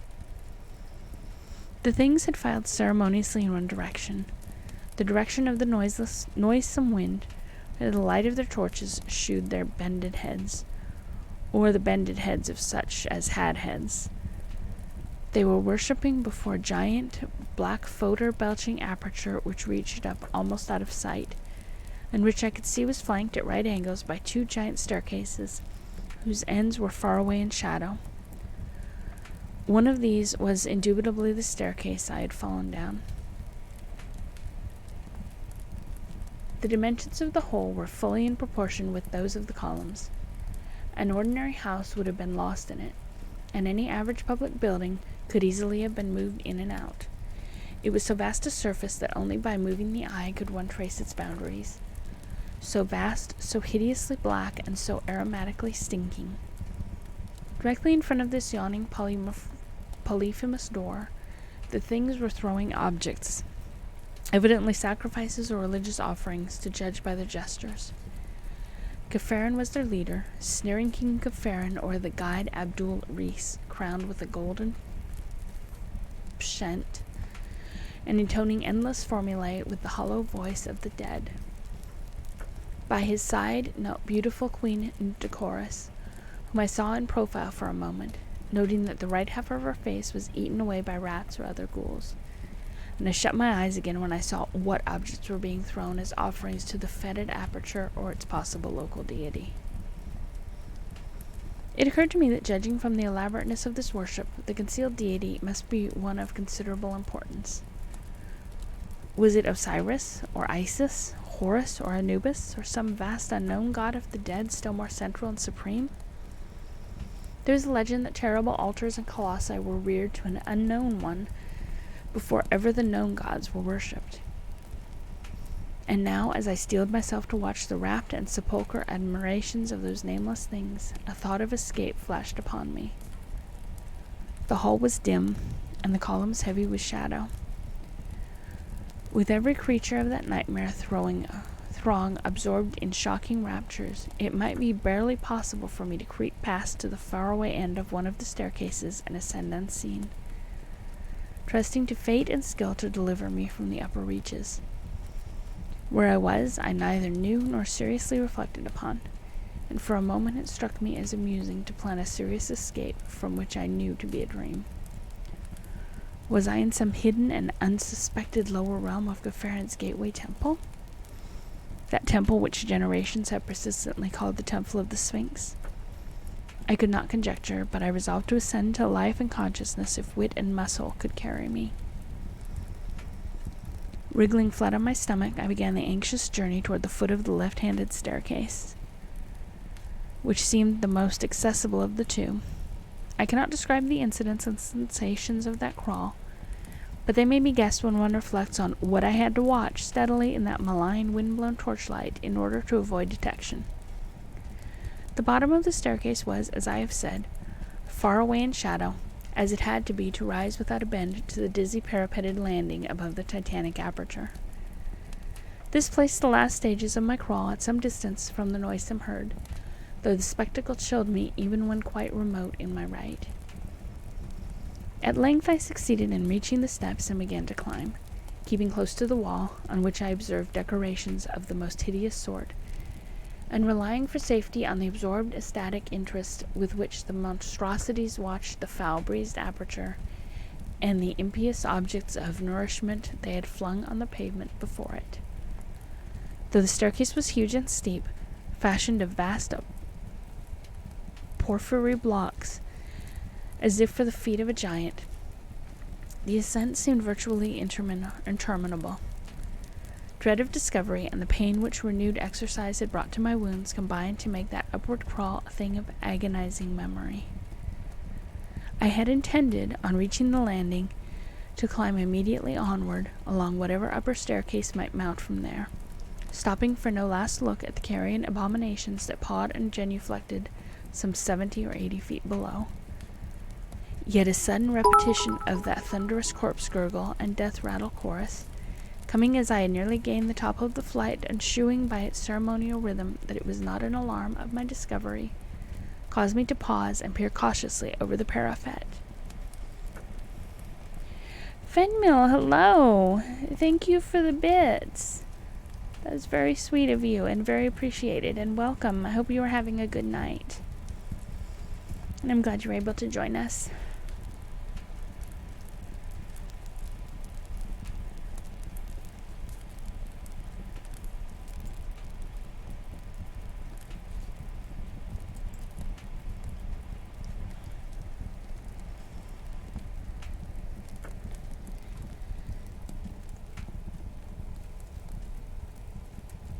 The monstrosities were hailing something which had poked itself out of the nauseous aperture to seize the hellish fare proffered it. It was something quite ponderous, even as seen from my height. Something yellowish and hairy, and endowed with a sort of nervous motion. It was as large, perhaps, as a good-sized hippopotamus, but very curiously shaped. It seemed to have no neck, but 5 separate shaggy heads springing in a row from a roughly cylindrical trunk. The first very small, the second good-sized, the third and fourth equal and largest of all, and the fifth rather small, though not so small as the first. Out of these heads darted curious, rigid tentacles which seized ravenously on the excessively great quantities of unmentionable food placed before the aperture. Once in a while the thing would leap up, and occasionally it would retreat into its den in a very odd manner. Its locomotion was so inexplicable that I stared in fascination, wishing it would emerge further from the cavernous lair beneath me. Then it did emerge.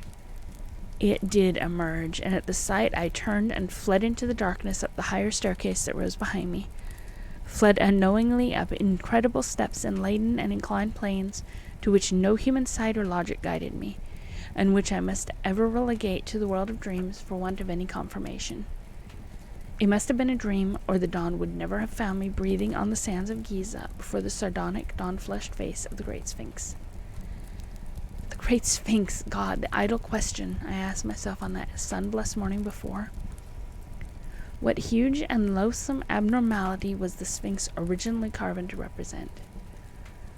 Accursed is the sight, be it in dream or not, that revealed to me the supreme horror, the unknown god of the dead, which licks its colossal chops in the unsuspected abyss, fed hideous morsels by soulless absurdities that should not exist. The 5-headed monster that emerged, that 5-headed monster as large as a hippopotamus, the 5-headed monster, and that of which it is the merest forepaw. But I survived, and I know it was only a dream. Oh, good night, King. Have a good rest. I hope you feel better. Yes, spoopy stories. Spoopy stories for spoopy nights. We are reading short stories from H.P. Lovecraft.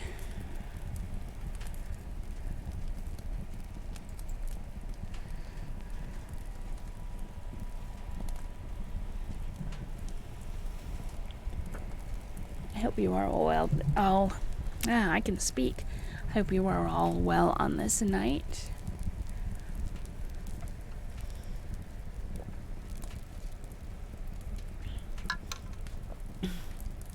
I drink some water so I can keep talking, or trying to talk anyway.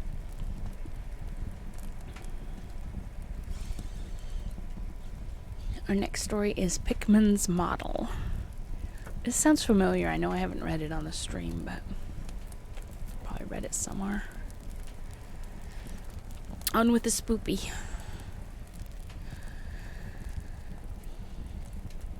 You needn't think I'm crazy, Elliot. Plenty of others have queerer prejudices than this. Why don't you laugh at Oliver's grandfather, who won't ride in a motor? If I don't like that damn subway, it's my own business. And we got here more quickly anyhow in the taxi.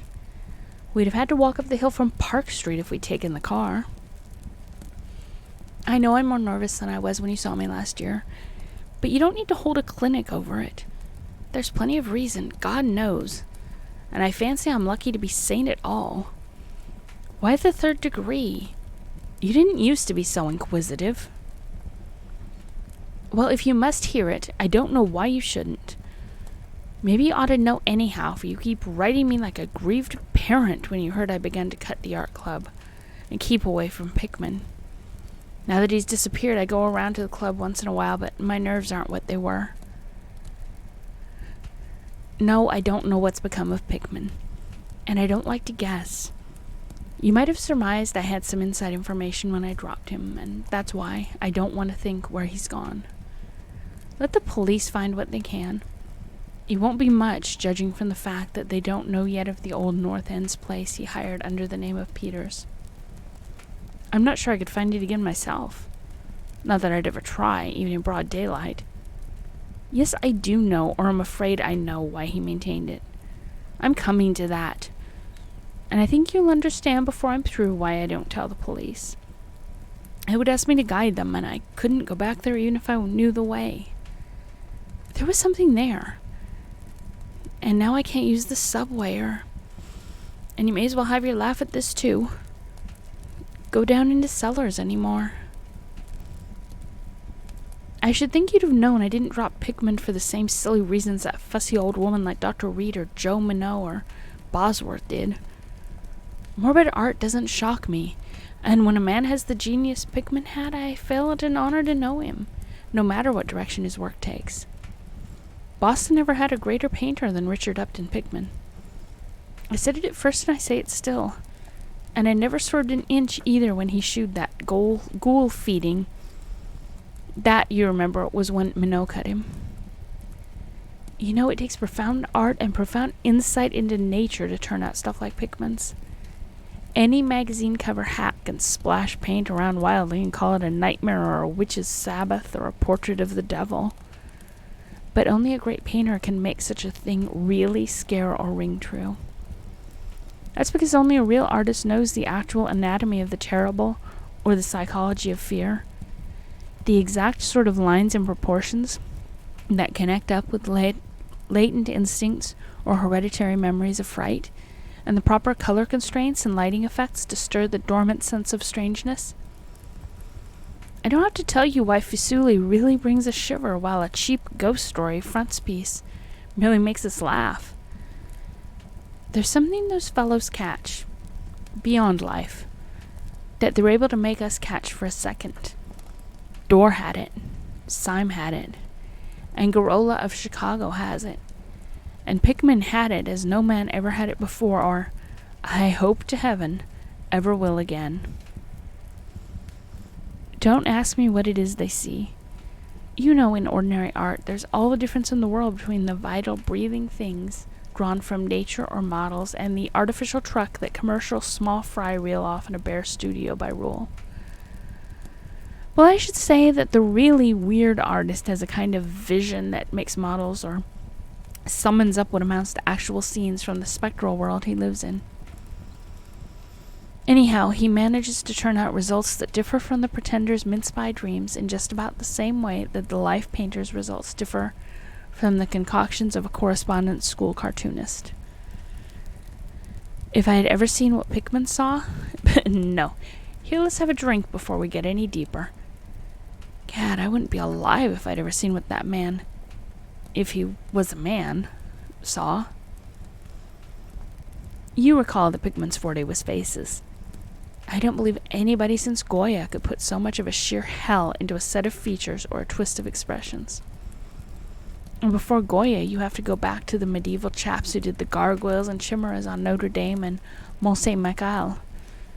They believed all sorts of things. Maybe they saw all sorts of things too, for the Middle Ages had some curious phases. I remember you asking Pickman yourself once, the year before you went away, whether in thunder he got such ideas and visions. Wasn't that a nasty laugh he gave you? It was partly because of that laugh that Reed dropped him. Reed, you know, had just taken up comparative pathology and was full of pompous inside stuff about the biological or evolutionary significance of this or that mental or physical symptom. He said Pickman repelled him more and more every day, and almost frightened him towards the last. That the fellow's features and expressions were slowly developing in a way he didn't like. In a way that wasn't human. He had a lot of talk about diet, and said Pickman must be abnormal and eccentric to the last degree. I suppose you told Reed, if you and he had any correspondence over it, that he'd let Pickman's paintings get on his nerves or harrow up his imagination. I know I told him that myself. Then. But keep in mind, I didn't drop Pickman for anything like this. On the contrary, my admiration for him kept growing, for that ghoul feeding was a tremendous achievement. As you know, the club wouldn't exhibit it, and the Museum of Fine Arts wouldn't accept it as a gift. And I can add that nobody would buy it, so Pickman had it right in his house till he went. Now his father has it in Salem. You know, Pickman comes of an old Salem stock, and had a witch ancestor hanged in 1692. I got into the habit of calling on Pickman quite often, especially after I began making notes for a monograph on weird art. Probably it was his work which put the idea into my head, and anyhow I found him a mine of data and suggestions when I came to develop it. He showed me all the paintings and drawings he had about, including some pen and ink sketches that would, I verily believe, have got him kicked out of the club if any of the members had seen them. Before long, I was pretty nearly a devotee, and would listen for hours like a schoolboy to art theories and philosophical speculations wild enough to qualify him for the Danvers Asylum. My hero worship, coupled with the fact that people generally were commencing to have less and less to do with him, made him get very confidential with me. And one evening he hinted that if I were fairly close-mouthed and none too squeamish, he might show me something rather unusual. Something a bit stronger than anything he had in the house. You know, he said, there are things that won't do for Newbury Street. Things that are out of place here, that can't be conceived here, anyhow. It's my business to catch the overtones of the soul, and you won't find those in a parvenu set of artificial streets on made land. Back Bay isn't Boston. It isn't anything yet, because it's had no time to pick up memories and attract local spirits. If there are any ghosts here, they're the tame ghosts of a salt marsh and a shallow cove. And I want human ghosts. The ghosts of beings highly organized enough to have looked on hell and known the meaning of what they saw. The place for an artist to live in the North End. If any aesthete were sincere, he put up with the slums for the sake of the mass traditions. God, man, don't you realize that places like that weren't merely made, but actually grew? Generation after generation lived and felt and died there, and in days when people weren't afraid to live and feel and die. Don't you know there was a mill on Copp's Hill in 1632? And that half the present streets were laid out by 1650? I could show you houses that have stood 2 centuries and a half and more. Houses that have witnessed what would make a modern house crumble into powder. You moderns know of life and the forces behind it. You call the Salem witchcraft a delusion, but I'll wager my 4 times great-grandmother could have told you things. They hanged her on Gallows Hill, with Cotton Mather looking sanctimoniously on.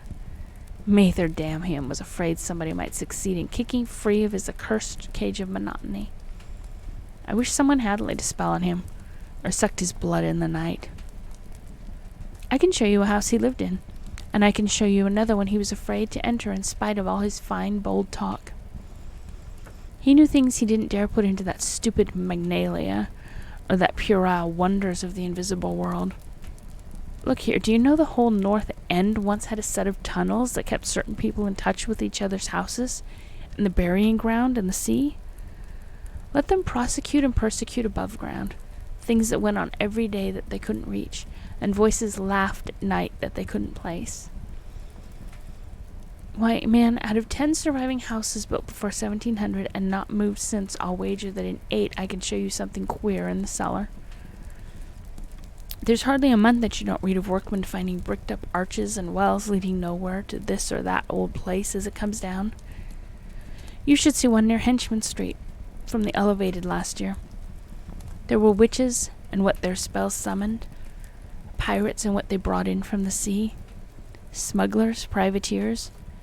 And I tell you, people knew how to live and how to enlarge the bounds of life in the old times. This wasn't the only world a bold and wise man could know.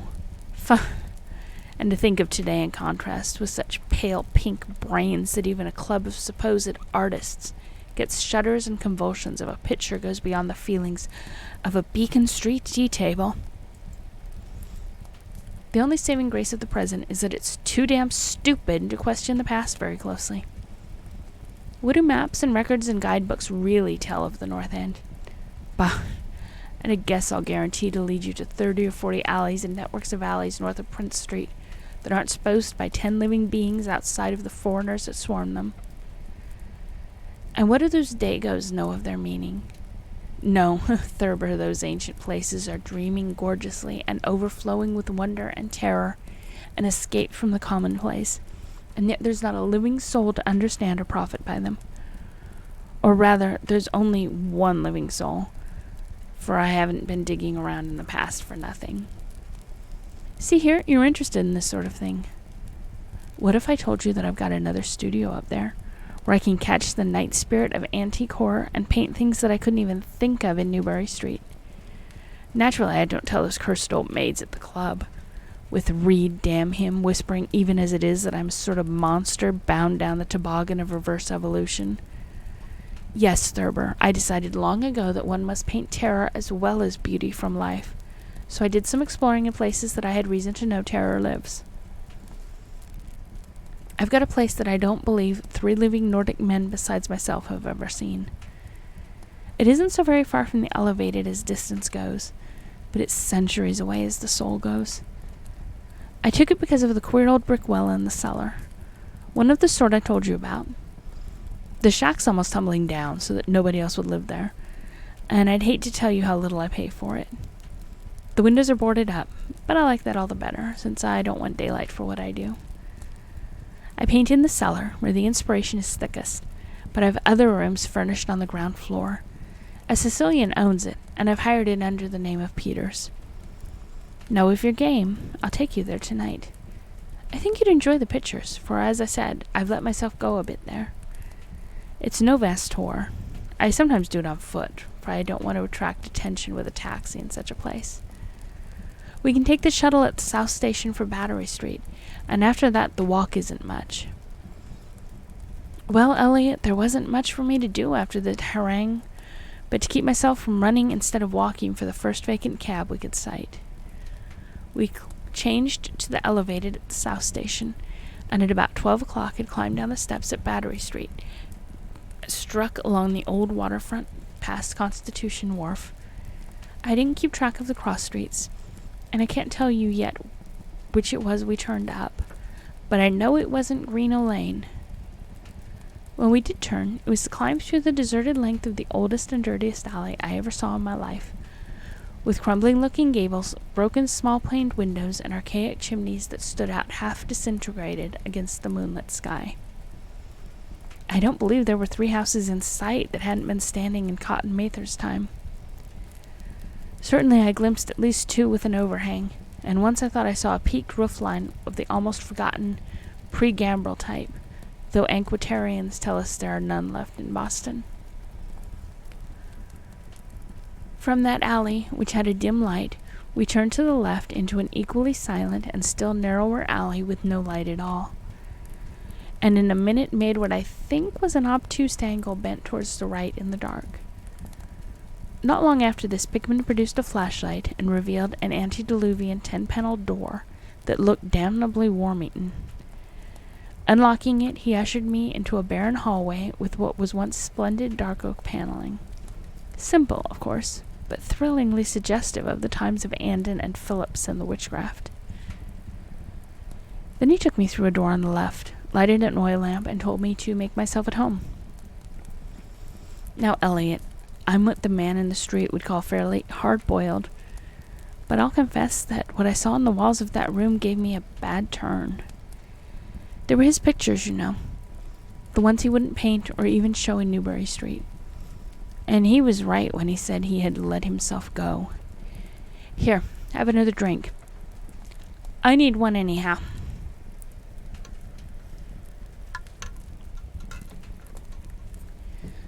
There's no use in me trying to tell you what they were like, because the awful, the blasphemous horror, and the unbelievable loathsomeness and moral fetor came from simple touches quite beyond the power of words to classify.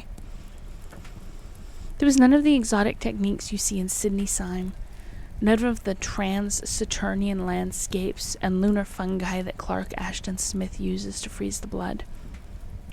The backgrounds were mostly old churchyards, deep woods, cliffs by the sea, brick tunnels, ancient paneled rooms, or simply vaults of masonry.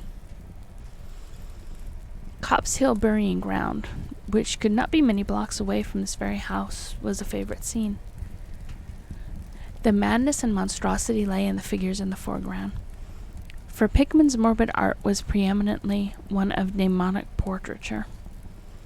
These figures were seldom completely human, but often approached humanity in varying degrees.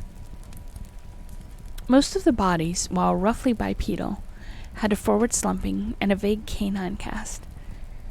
The texture of the majority was a kind of unpleasant rubberness.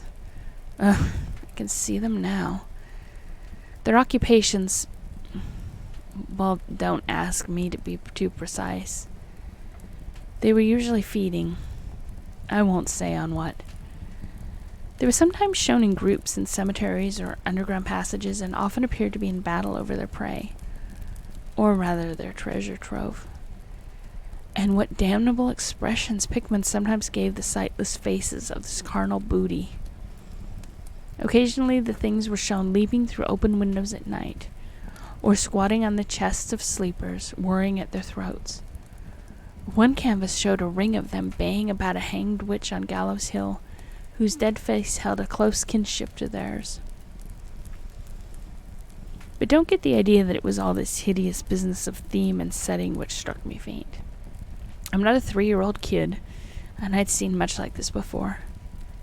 It was the faces, Elliot, those accursed faces that leered and slavered out of the canvas with the very breath of life. My God, I verily believe they were alive. That nauseous wizard had waked the fires of hell in pigment, and his brush had been a nightmare-spawning wand. Give me the decanter, Elliot. There was one thing called the lesson. Heaven pity me that I ever saw it. Listen, can you fancy a squatting circle of nameless dog-like things in a churchyard teaching a small child how to feed like themselves? The price of a changeling, I suppose. You know the old myth about how the weird people leave their spawn in cradles in exchange for the human babies they steal? Pickman was showing what happens to those stolen babies, how they grow up. And then I began to see a hideous relationship in the faces of the human and non-human figures. He was, in all his gradations of morbidity between the frankly non-human and the degradably human, establishing a sardonic linkage in evolution. The dog things had developed from mortals. And no sooner had I wondered what he made of their own young as left with mankind in the form of changeling, than my eye caught a picture embodying that very thought. It was that of an ancient Puritan interior, a heavily beamed room with lattice windows, a settee, and clumsy 17th century furniture, with the family sitting about while the father read from the scriptures. Every face but one showed nobility and reverence, but that one reflected the mockery of the pit. It was that of a young man in years, and no doubt belonged to a supposed son of that pious father. But in essence it was the kin of the unclean things. It was their changeling, and in spirit of supreme irony, Pickman had given the features a very perceptible resemblance to his own. By this time Pickman had lighted a lamp in an adjoining room and was politely holding open the door for me, asking me if I would care to see his modern studies. I hadn't been able to give him much of my opinions. I was too speechless with fright and loathing. But I think he fully understood and felt highly complimented. And now I want to assure you again, Elliot, that I am no mollycoddle to scream at anything which shows a bit of departure from the usual. I'm middle-aged and decently sophisticated, and I guess you saw enough of me in France to know I'm not easily knocked out. Remember, too, that I'd just about recovered my wind and gotten used to those frightened pictures which turned colonial New England into a kind of annex of hell. Well, in spite of all this, the next room forced a real scream out of me, and I had to clutch at the doorway to keep from keeling over. The other chamber had shown a pack of ghouls and witches overrunning the world of our forefathers, but this one brought the horror right into our own daily life.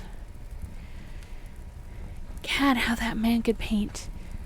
There was a study called Subway Accident, in which a flock of the vile things were clambering up from some unknown catacomb through a crack in the floor of the Boston Street subway, and attacking a crowd of people on the platform. Another showed a dance on Copp's Hill among the tombs with the background of today. Then there were any number of cellar views, with monsters creeping in through holes and rifts in the masonry and grinning as they squatted behind barrels or furnaces and waited for their first victim to descend the stairs.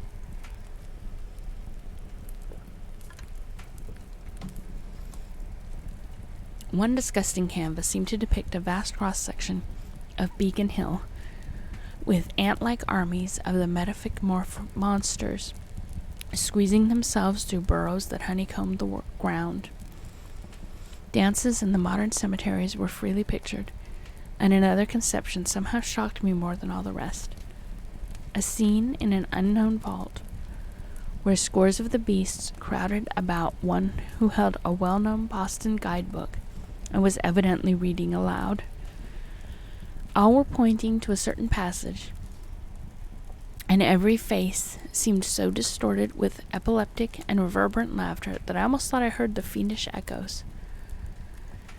The title of the picture was Holmes, Lowell, and Longfellow Lie Buried in Mount Auburn.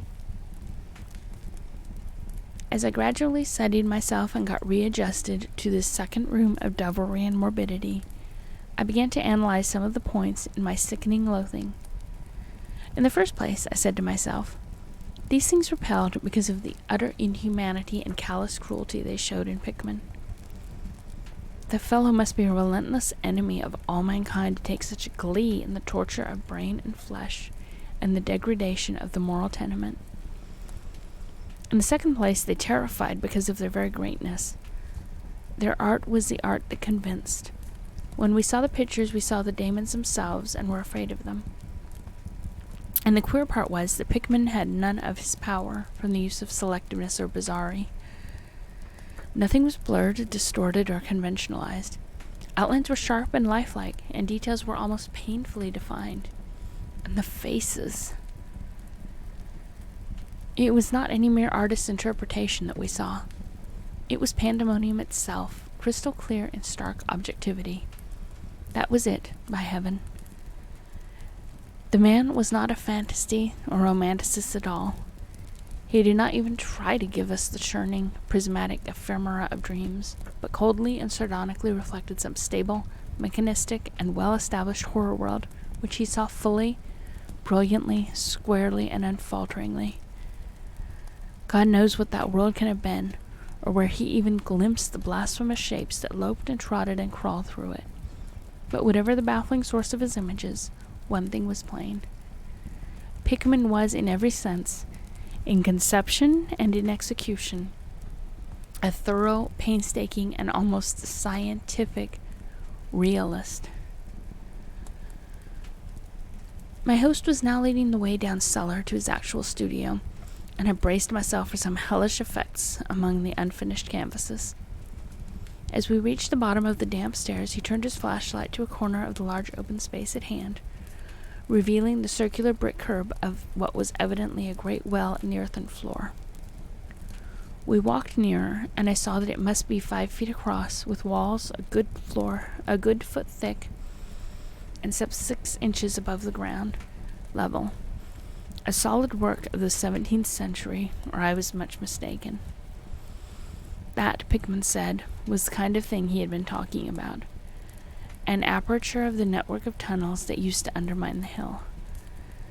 I noticed idly that it did not seem to be bricked up, and that a heavy dice of wood formed the apparent cover. Thinking of the things this well must have been connected with, if Pickman's wild hints had not been mere rhetoric, I shivered slightly, then turned to follow him up a step and through a narrow door into a room of fair size, provided with a wooden floor and furnished as a studio. An acetylene gas outfit gave the light necessary for work. The unfinished pictures on easels or propped against the walls were as ghastly as the finished ones upstairs, and showed the painstaking method of the artist. Scenes were blocked out with extreme care, and penciled guidelines told of the minute exactitude which Pickman used in getting the right perspective and proportions. The man was great. I say it even now, knowing as much as I do. A large camera on a table excited my notice, and Pickman told me that he used it in taking scenes for backgrounds, so that he might paint them from photographs in the studio, instead of carting his outfit around the town for this or that view. He thought a photograph quite as good as an actual scene or model for sustained work, and declared he employed them regularly. There was something very disturbing about the nauseous sketches and half-finished monstrosities that leered around from every side of the room. And when Pickman suddenly unveiled a huge canvas on the side away from the light, I could not for the life keep back a loud scream. The second I had admitted that night.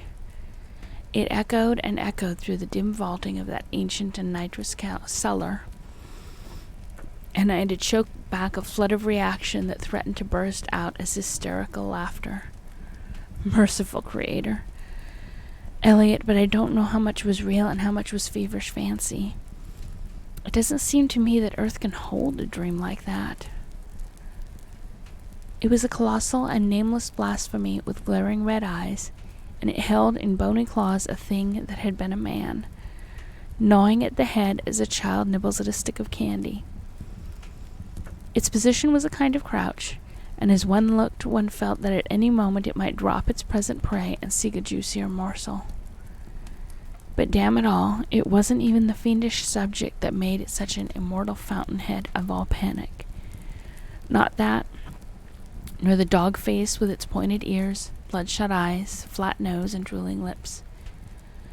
It wasn't the scaly claws, nor the mold-caked body, nor the half-hooked feet. None of those, though any one of them might well have driven an excitable man to madness. It was the technique, Elliot. The accursed, the impious, the unnatural technique. As I am a living being, I never elsewhere saw the actual breath of life so fused into a canvas. The monster was there. It glared and gnawed and gnawed and glared, and I knew that only a suspension of nature's law could ever let a man paint a thing like that without a model, without some glimpse of the netherworld which no mortal unsold to the fiend has ever had. Pinned with a thumbtack to a vacant part of the canvas was a piece of paper now badly curled up. Probably, I thought, a photograph from which Pickman meant to paint a background as hideous as the nightmare it was to enhance. I reached out to uncurl and look at it, when suddenly I saw Pickman start as if shot. He had been listening with particular intensity ever since my shocked scream had waked unaccustomed echoes in the dark cellar, and now he seemed struck with a fright which, though not comparable to my own, had in it more of the physical than of the spiritual. He drew a revolver and motioned me to silence, then stepped out into the main cellar and closed the door behind him. I think I was paralyzed for an instant. Imitating Pickman's listening, I fancied I heard a faint scurrying sound somewhere, and a series of squeals or bleats in a direction I couldn't determine. I thought of huge rats and shuddered. And then there came a subdued sort of clatter, which somehow set me all in gooseflesh. A furtive, groping kind of clatter, though I can't attempt to convey what I meant in words. It was like a heavy wood falling on stone or brick. Wood on brick. What did that make me think of? It came again and louder. There was a vibration as if the wood had fallen further than it had fallen before.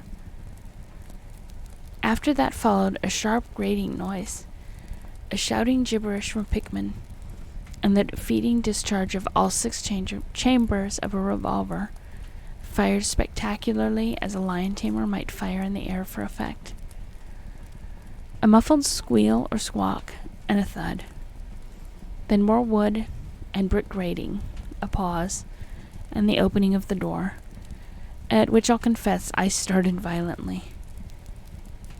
Pickman reappeared with his smoking weapon, cursed the bloated rats that infested the ancient well. "The deuce knows what they eat, Thurber," he grinned, "for those archaic tunnels touched graveyards and witch den and seacoast. But whatever it is, they must have run short, for they were devilish anxious to get out. Your yelling stirred them up, I fancy. Better be cautious, I sometimes think. Better be cautious in these old places. Our rodent friends are the one drawback, though I sometimes think they're a positive asset by way of atmosphere and color." Well, Elliot, that was the end of the night's adventures. Pickman had promised to show me the place, and heaven knows he had done it. He led me out of that tangle of alleys in another direction, it seems. For when we sighted a lamppost, we were in a half-familiar street with monotonous rows of mingled tenement blocks and old houses. Charter Street, it turns out to be, but I was too flustered to notice just where we hit it. We were too late for the elevated and walked back downtown through Hanover Street. I remember that walk. We switched from Tremont up Beacon, and Pickman left me at the corner of Joy, where I turned off. I never spoke to him again. Why did I drop him? Don't be impatient. Wait till I ring for coffee. We've had enough of the other stuff, and I, for one, need something. No, it wasn't the paintings I saw in that place, though I'll swear they were enough to get him ostracized in 9/10 of the homes and clubs of Boston. And I guess you don't wonder now why I have to stay clear of subways and cellars. It was something I found in my coat the next morning. You know the curled-up paper tacked to that frightful canvas in the cellar? The thing I thought was a photograph of some scene he meant to use as a background for that monster? The last scare had come while I was reaching to uncurl it, and it seems I had vacantly crumpled it into my pocket. But here's the coffee. Take it black, Elliot, if you're wise. Yes, that paper was the reason I dropped Pickman. Richard Upton Pickman, the greatest artist I had ever known, and the foulest being that ever leapt the bounds of life into the pits of myth and madness. Elliot, old Reed was right. He wasn't strictly human. Either he was born in strange shadow, or he'd found a way to unlock the forbidden gate. It's all the same now, for he's gone. Back into the fabulous darkness he loved to haunt. Here, let's have the chandelier going. Don't ask me to explain or even conjecture about what I burned. Don't ask me either what lay behind that mole-like scrambling Pickman was so keen to pass off as rats. There are secrets, you know. which might have come down from old Salem times.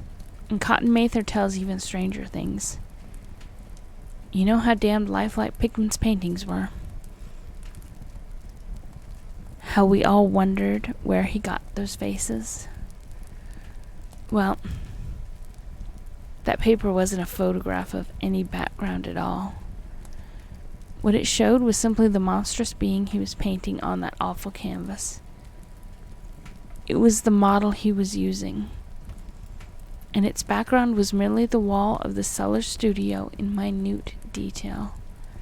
But by God, Elliot, it was a photograph from life. And that is the end of Pickman's model. That was an interesting read.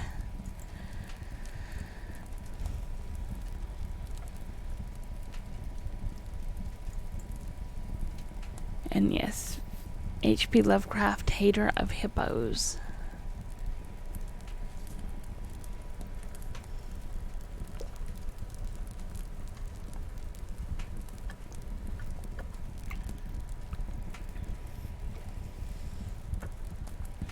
I think I am probably going to end the stream now.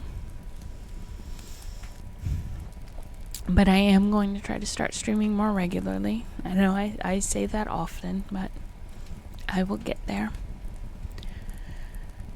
There is a Discord if you would like to join us. That link actually works, I believe. I'm going to try to find some movies for next stream. You must have more spoop. Oh, you want more spoop? I mean, I will. Do you want me to read another story? I will read another story.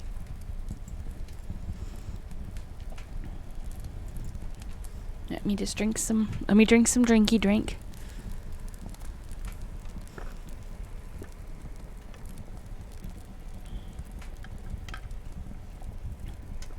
Okay. If you want more spoop, I will read more spoop.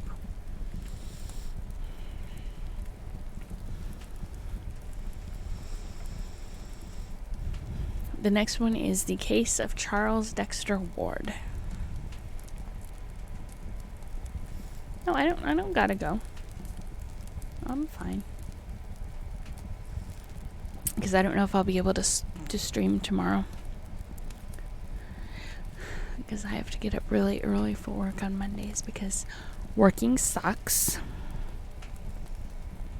So we can have one more story. Yeah, I try to stream on Fridays and Saturdays, and sometimes I don't stream on Fridays because I have to go into work on Saturdays because my job sucks. But all jobs suck. That's why they have to pay us to be there, right? I'll just start on another story. You want the spoopy, you will get the spoopy. How long is this one? This one is in 2 parts, so, oh, dear God, it looks like part 2 is in multiple parts.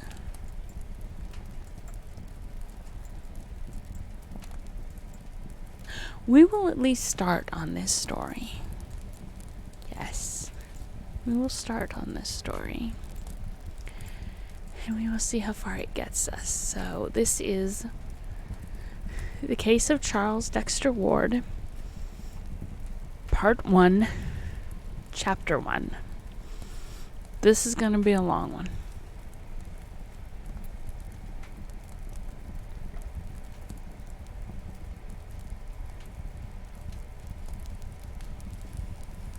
You and the manager had words and you won. That's the important thing.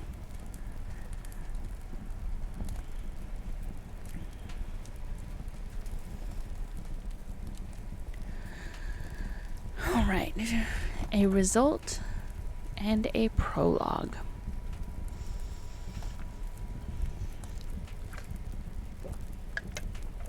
Okay, more drink. From a private hospital for the insane near Providence, Rhode Island, there recently disappeared an exceedingly singular person. He bore the name of Charles Dexter Ward and was placed under restraint most reluctantly by the grieving father who had watched his aberration grow from a mere eccentricity to a dark mania involving both a possibility of murderous tendencies and a profound and peculiar change in the apparent contents of his mind. Doctors confessed themselves quite baffled by his case, since it presented oddities of a general physiological as well as psychological character. In the first place, the patient seemed oddly older than his 26 years would warrant. Mental disturbance, it is true, will age one rapidly, but the face of this young man had taken on a subtle cast which only the very aged normally acquire. In the second place, his organic processes showed a certain queerness of proportion which nothing in medical experience can parallel. Respiration and heart action had a baffling lack of symmetry. The voice was lost, so that no words above a whisper were possible. Digestion was incredibly prolonged and minimized, and neural reactions to standard stimuli bore no relation at all to anything heretofore recorded, either normal or pathological. The skin had a morbid chill and dryness, and the cellular structure of the tissue seemed exaggeratedly coarse and loosely knit. Even a large olive birthmark on the right hip had disappeared, whilst there had formed on the chest a very peculiar mole or blackish spot of which no trace existed before. In general, all physicians agreed that in Ward the processes of metabolism had become retarded to a degree beyond precedent. Psychologically, too, Charles Ward was unique.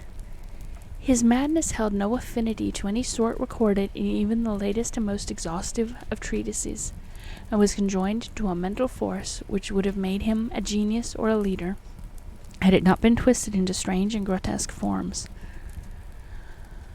Dr. Willett, who was Ward's family physician, affirms that the patient's gross mental capacity, as gauged by his response to matters outside the sphere of his insanity, had actually increased since the seizure. Thank you so much. That is a large tip. Thank you very much.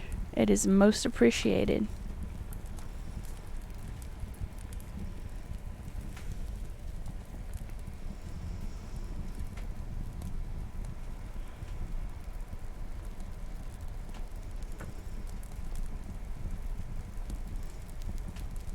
Dr. Willett, who is Ward's family physician, affirms that the patient's gross mental capacity, as gauged by his response to matters outside the sphere of his insanity, had actually increased since the seizure. Ward, it is true, was always a scholar and an antiquarian, but even his most brilliant early work did not shew the prodigious grasp and insight displayed during his last examinations by the alienists.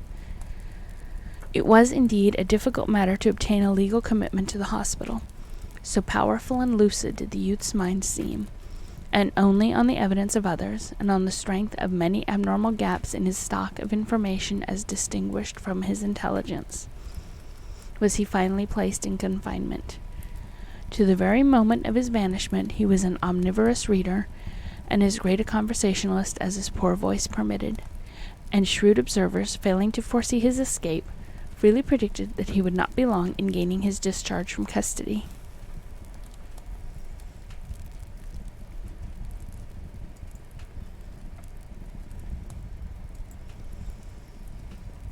Only Dr. Wilbert, who brought Charles Ward into the world and had watched his growth of body and mind ever since, seemed frightened at the thought of his future freedom. He had had a terrible experience, and had made a terrible discovery which he dared not reveal to his skeptical colleagues. Willett, indeed, presents a minor mystery all his own in his connection with the case. He was the last to see the patient before his flight, and emerged from that final conversation in a state of mixed horror and relief which several recalled when Ward's escape became known 3 hours later. That escape itself is one of the unsolved wonders of Dr. Waite's hospital. A window open above a sheer drop of 60 feet could hardly explain it, yet after that talk with Willett the youth was undeniably gone. Willett himself has no public explanations to offer, though he seems strangely easier in mind than before the escape. Many, indeed, feel that he would like to say more if he thought any considerable number would believe him. He had found Ward in his room, But shortly after his departure, the attendants knocked in vain.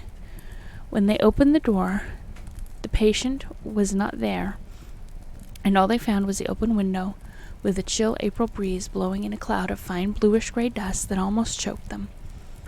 True, the dogs howled some time before, but that was while Willett was still present, and they had caught nothing and shown no disturbances later on. Ward's father was told at once over the telephone, but he seemed more saddened than surprised. By the time Dr. Waite called in person, Dr. Willett had been talking with him, and both disavowed any knowledge or complicity in the escape. Only from certain closely confidential friends of Willett and the senior ward have any clues been gained, and even these are too wildly fantastic for general credence.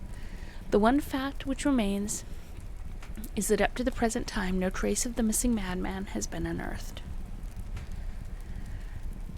Charles Ward was an antiquarian from infancy, no doubt gaining his taste from the venerable town around him, and from the relics of the past which filled every corner of his parents' old mansion in Prospect Street on the crest of the hill. With the years his devotion to ancient things increased, so that history, genealogy, and the study of colonial architecture, furniture, and craftsmanship at length crowded everything else from his sphere of interest. These tastes are important to remember in considering his madness, for although they do not form its absolute nucleus, they play a prominent part in its superficial form.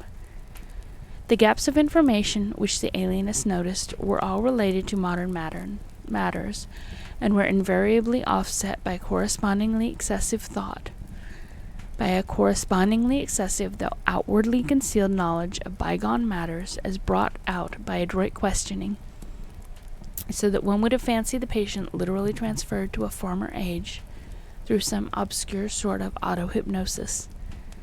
The odd thing was that Ward seemed no longer interested in the antiquities he knew so well. He had, it appears, lost his regard for them through sheer familiarity, and all his final efforts were obviously bent towards mastering these common facts of the modern world which had been so totally and unmistakably expunged from his brain. That this wholesale deletion had occurred, he did his best to hide, but it was clear to all who watched him that his whole program of reading and conversation was determined by a frantic wish to imbibe such knowledge of his own life and the ordinary practice and cultural background of the 20th century as ought to have been his virtue of his birth in 1902, and his education in the schools of our own time.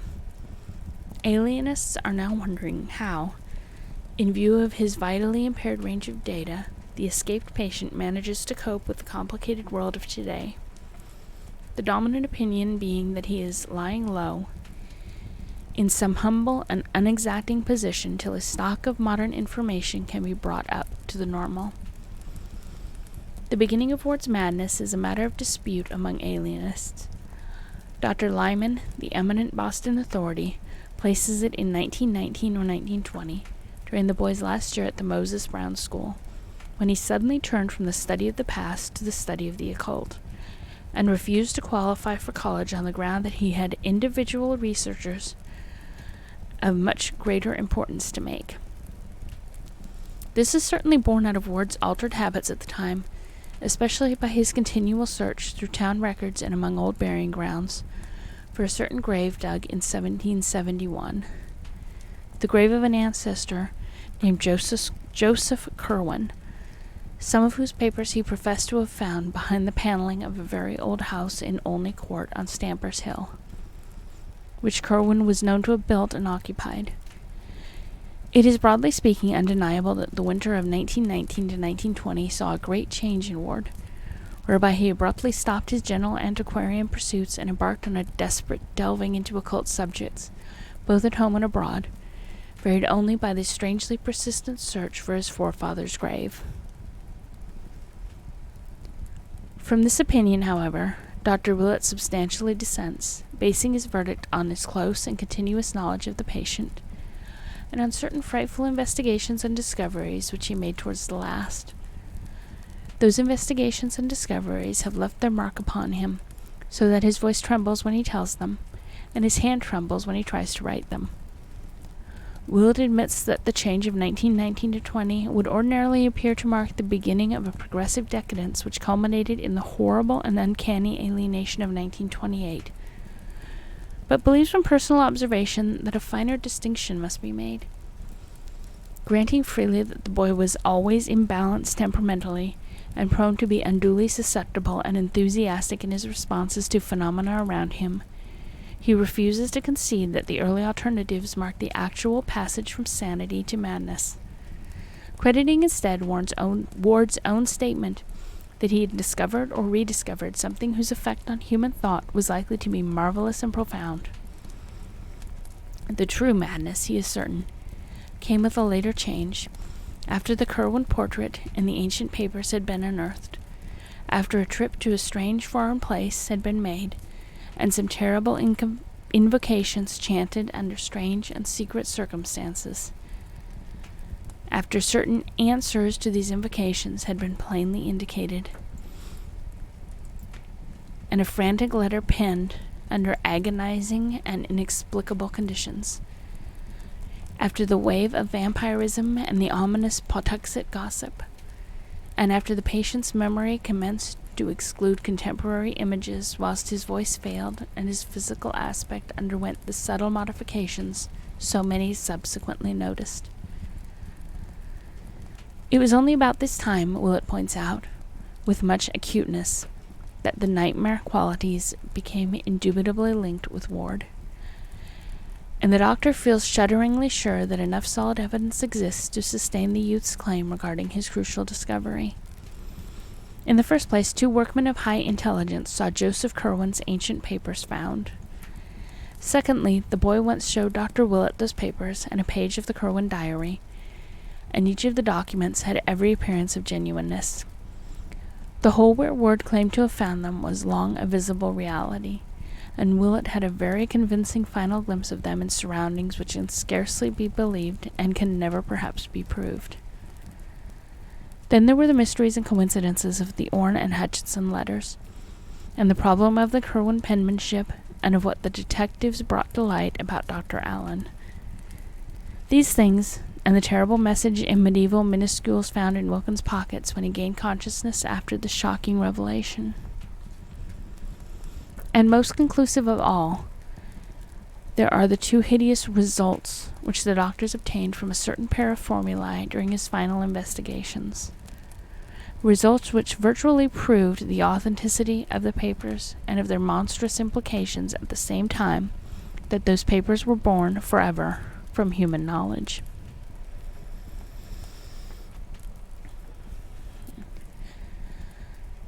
Chapter 2. One must look back at Charles Ward's earlier life as at something belonging as much to the past as the antiquities he loved so keenly. In the autumn of 1918, and with a considerable show of zest in the military training of the period, he had begun his junior year at the Moses Brown School, which lies very near his house. The old main building, erected in 1819, had always charmed his youthful antiquarian senses, and the spacious park in which the academy is set appealed to his sharp eye for landscape. His social activities were few, and his hours were spent mainly at home, in rambling walks, in his classes and drills, and in pursuit of antiquarian and genealogical data at the City Hall, the State House, the Public Library, the Athenaeum, the Historical Society, the John Carter Brown and John Hay libraries at Brown University, and the newly opened Shepley Library in Benefit Street.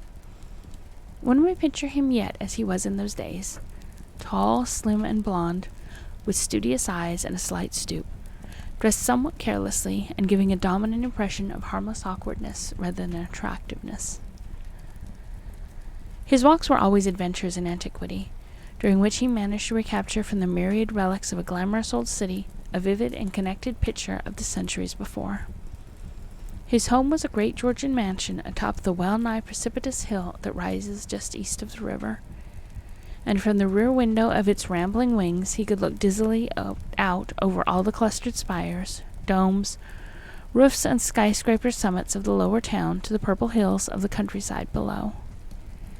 Here he was born, and from the lovely classic porch of the double-bayed brick double-bayed brick facade, his nurse had first wheeled him in his carriage, past the little white farmhouse of 200 years before that the town had long ago overtaken, and on toward the stately colleges along the shady, sumptuous street, whose old square brick mansions and smaller wooden houses with narrow, heavier columned Doric porches dreamed solid and exclusive amidst their generous yards and gardens.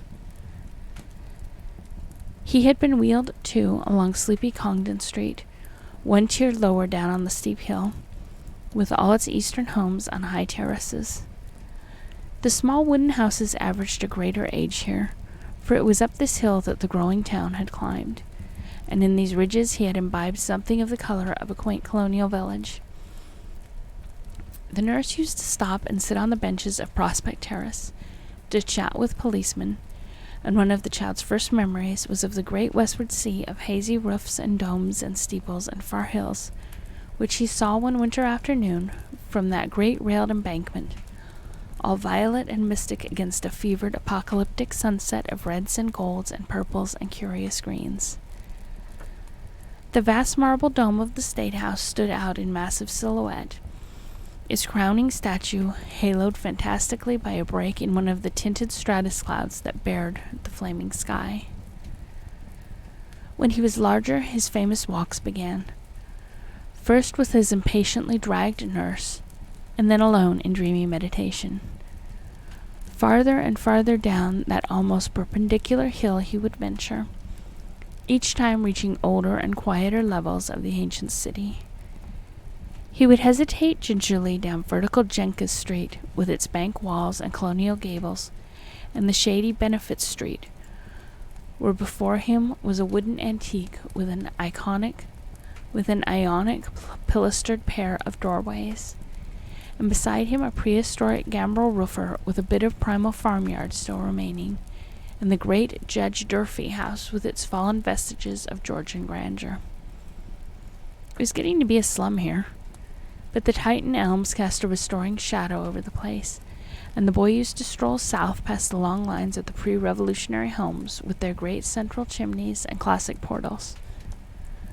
On the eastern side they were set high over basements, with railed double flights of stone steps, and the young Charles could picture them as they were when the streets were new, and red-heeled and periwigs set off the painted pediments whose signs of wear were now becoming so visible. Westward the hill dropped almost as steeply as above, down to the old town street that the founders had laid out at the river's edge in 1636. Here ran innumerable little lanes with leaning huddled houses of immense antiquity, and fascinated though he was, it was long before he dared to tread their archaic verticality, for fear they would turn out a dream or a gateway to unknown terrors. He found it much less formidable to continue along Benefit Street, past the iron fence of St. John's hidden churchyard, and the rear of the 1761 Colony House, and the moldering bulk of the Golden Ball Inn where Washington stopped. At Meeting Street, the successive Gow Lane and King Street of other periods, he would look upward to the east and see the arched flight of steps to which the highway had to resort in climbing the slope, and downward to the west, glimpsing the old brick colonial schoolhouse that smiles across the road at the ancient sign of Shakespeare's Head, where the Provident Gazette and Country Journal was printed before the Revolution. Then came the exquisite First Baptist Church of 1775, luxurious with its matchless Gibbs steeple, and the Georgian roofs and cupolas hovering by. Here and to the southward the neighborhood became better, flowering at last into a marvelous group of early mansions, but still the little ancient lanes led off down the precipice to the west, spectral in their many-gabled archaism, and dipping to a riot of iridescent decay, where the wicked old waterfront recalls its proud East India days amidst polyglot vice and squalor, rotting wharves, and bleary-eyed ship chandlers, with such surviving alley names as Packet, Bullion, Gold, Silver, coin, doubloons, sovereign, guilder, dollar, dime, and cent. Sometimes, as he grew taller and more adventurous, young Ward would venture down into this maelstrom of tottering houses, broken transoms, tumbling steps, twisted balustrades, swarthy faces, and nameless odors, winding from South Main to Southwater, searching out the docks where the bay and sound steamers still touched, and returning northward at this lower level past the steep-roofed 1816 warehouses, and the broad square at the Great Bridge, where the 1773 market house still stands firm on its ancient arches. In that square he would pause to drink in the bewildering beauty of the old town as it rises on its eastward bluff, decked with its 2 Georgian spires, and crowned by the new vast Christian Science dome as London is crowned by St. Paul's.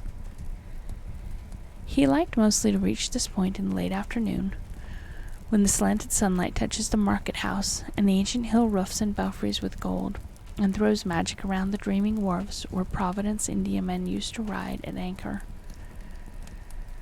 After a long look he would grow almost dizzy with a poet's love for the sight, and then he would scale the slope homeward in the dusk past the old white church, and up the narrow precipice ways where yellow gleams would begin to peep out in small paned windows, and through fanlights set high over double flights of steps with curious wrought iron railings.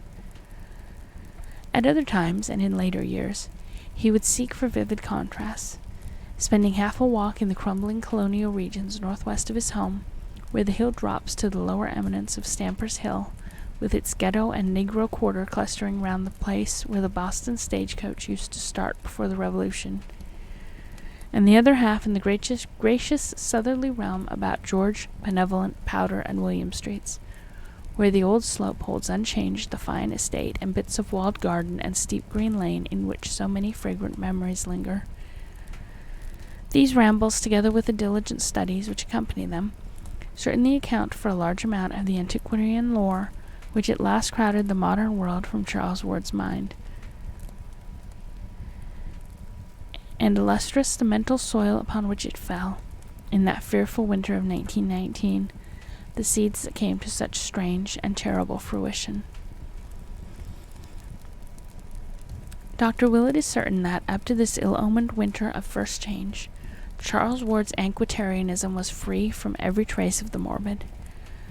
Graveyards held for him no particular attraction beyond their quaintness and historic value, and of anything like violence or savage instincts he was utterly devoid.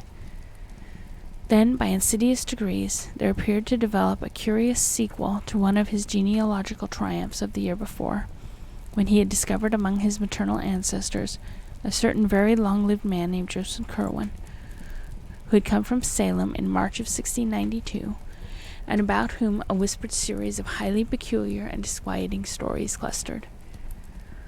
Ward's great-great-grandfather, Welcome Potter, had in 1785 married a certain Anne Tillinghast, daughter of Mrs. Eliza, daughter to Captain James Tillinghast, of whose paternity the family had preserved no trace.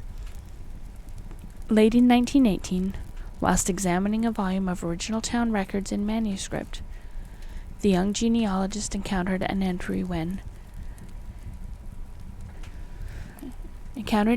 describing a legal change of name by which in 1772 a Mrs. Eliza Curwen, widow of Joseph Curwen, resumed, along with her 7-year-old daughter Anne, her maiden name of Tillingham, on the ground that her husband's name had become a public reproach by reason of what was known after his decease, the which confirming an ancient common rumor, though not to be credited by a loyal wife till no proven as to be wholly past doubting. This entry came to light upon the accidental separation of 2 leaves, which had been carefully pasted together and treated as one by a labored revision of the page numbers. It was at once clear to Charles Ward that he had indeed discovered a hitherto unknown great-great-great-grandfather.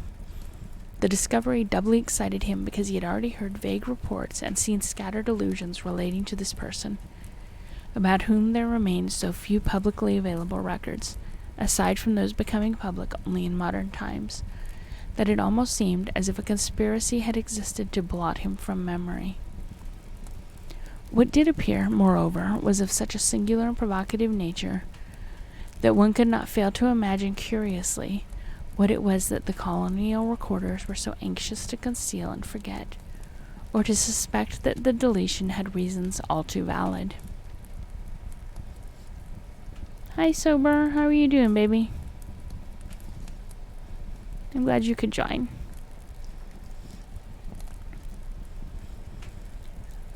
Before this, Ward had been content to let his romancing about old Joseph Curwen remain in the idle stage.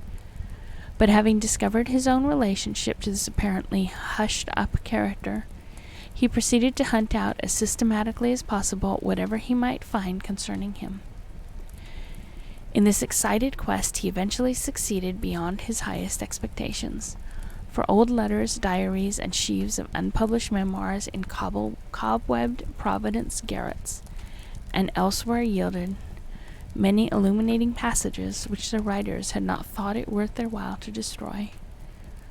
One important sidelight came from a point as remote as New York, where some Rhode Island colonial correspondence was stored in the museum at Franco Tavern. The really crucial thing, though, and what in Dr. Willett's opinion formed the definitive source of Ward's undoing, was the matter found in August 1919 behind the paneling of the crumbling house in Olney Court. It was that, beyond a doubt, which opened up those black vistas whose end was deeper than the pit. You a sleepy, baby? Go to sleep, then. Go to sleep, baby. We can talk later. Go to sleep. This will be a whispered stream now. Very, very quiet. Okay, I need to get my butt back up on the chair again.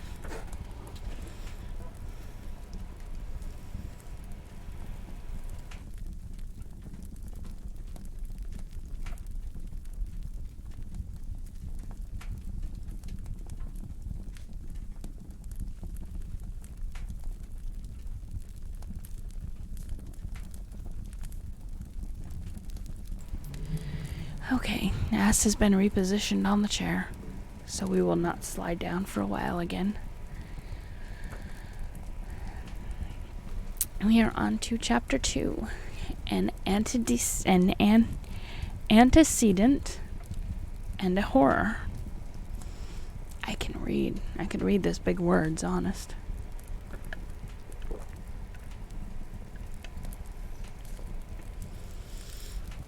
Alrighty. Chapter 1 of Part 2, or Part 1 of Chapter 2. I don't know what the numbering means, but here we go. Joseph Curwen, as revealed by the rambling legends embodied in what Ward heard and unearthed, was a very astonishing, enigmatic, and obscurely horrible individual. He had fled from Salem to Providence, that universal haven of the odd, the free, and the dissenting, at the beginning of the great witchcraft panic, being in fear of accusation because of his solitary ways and queer chemical or alchemical experiments. He was a colorless-looking man of about 30, and was soon found qualified to become a freeman of Providence, thereafter buying a home lot just north of Gregory Dexter's at about the foot of Olney Street. His house was built on Stamper's Hill, west of the town street, in what later became Olney Court, and in 1761 he replaced this with a larger one on the same site, which is still standing. I'm going to turn the fan off for a second. There, one less background noise. That's better. Now, the first odd thing about Joseph Curwen was that he did not seem to grow much older than he had been on his arrival. He engaged in shipping enterprises, purchased wharfage near Mile End Cove, helped rebuild the Great Bridge in 1713, and in 1723 was one of the founders of the Congregational Church on the hill. But always did he retain the nondescript aspect of a man not greatly over 30 or 35. As decades mounted up, this singular quality began to excite wide notice, but Kerwin always explained it by saying that he came from hardy forefathers and practiced a simplicity of living which did not wear him out. How such simplicity could be reconciled with the inexplicable comings and goings of the secretive merchant, and with the queer gleaming of his window at all hours of night, was not very clear to the townsfolk, and they were prone to assign other reasons for his continued youth and longevity. It was held, for the most part, that Kerwin's incessant mixings and boilings of chemicals had much to do with his condition. Gossip spoke of the strange substances he brought from London and the Indies on his ships or purchased in Newport, Boston, and New York. And when old Dr. Jabez Bowen came from Rehoboth and opened his apothecary shop across the great bridge at the sign of the Unicorn and Mortar, there was ceaseless talk of the drugs, acids, and metals that the taciturn recluse incessantly bought or ordered from him. Acting on the assumption that Kerwin possessed a wondrous and secret medical skill, many sufferers of various sorts applied to him for aid, but though he appeared to encourage their belief in a non-committal way, and always gave them odd-colored potions in response to their requests, it was observed that his ministrations to others seldom proved of benefit. At length, when over 50 years had passed since the stranger's advent, and without producing more than 5 years' apparent change in his face and physique, the people began to whisper more darkly, and to meet more than halfway that desire for isolation which he had always shown. Private letters and diaries of the period reveal, too, a multitude of other reasons why Joseph Kerwin was marveled at, feared, and finally shunned like a plague. His passion for graveyards, in which he was glimpsed at all hours and under all conditions, was notorious, though no one had witnessed any deed on his part which could actually be termed ghoulish. On the Pawtuxet Road he had a farm, at which he generally lived during the summer, and to which he would frequently be seen riding at various odd times of the day or night. Here his only visible servants, farmers and caretakers, were a sullen pair of aged Narragansett Indians, the husband dumb and curiously scarred, and the wife of a very repulsive cast of countenance, probably due to a mixture of Negro blood. In the lean-to of this house was the laboratory where most of the experiments were performed. Curious porters and teamers who delivered bottles, bags, or boxes at the small rear door would exchange accounts of the fantastic flasks, crucibles, alembics, and furnaces that they saw in the low-shelved rooms, and prophesied in whispers that the close-minded chemist, by which they meant alchemist, would not be long in finding the philosopher's stone. The nearest neighbors to this farm, the Fenners, a quarter of a mile away, had still queerer things to tell of certain sounds which they insisted came from Kerwin Place in the night. There were cries, they said, and sustained howlings, and they did not like the large number of livestock which thronged the pastures, for no such amount was needed to keep a lone old man and a very few servants in meat, milk, and wool. The identity of the stock seemed to change from week to week, as new droves were purchased from the Kingstown farmers. Then, too, there was something very obnoxious about a certain great stone outbuilding with only high, narrow slits for windows.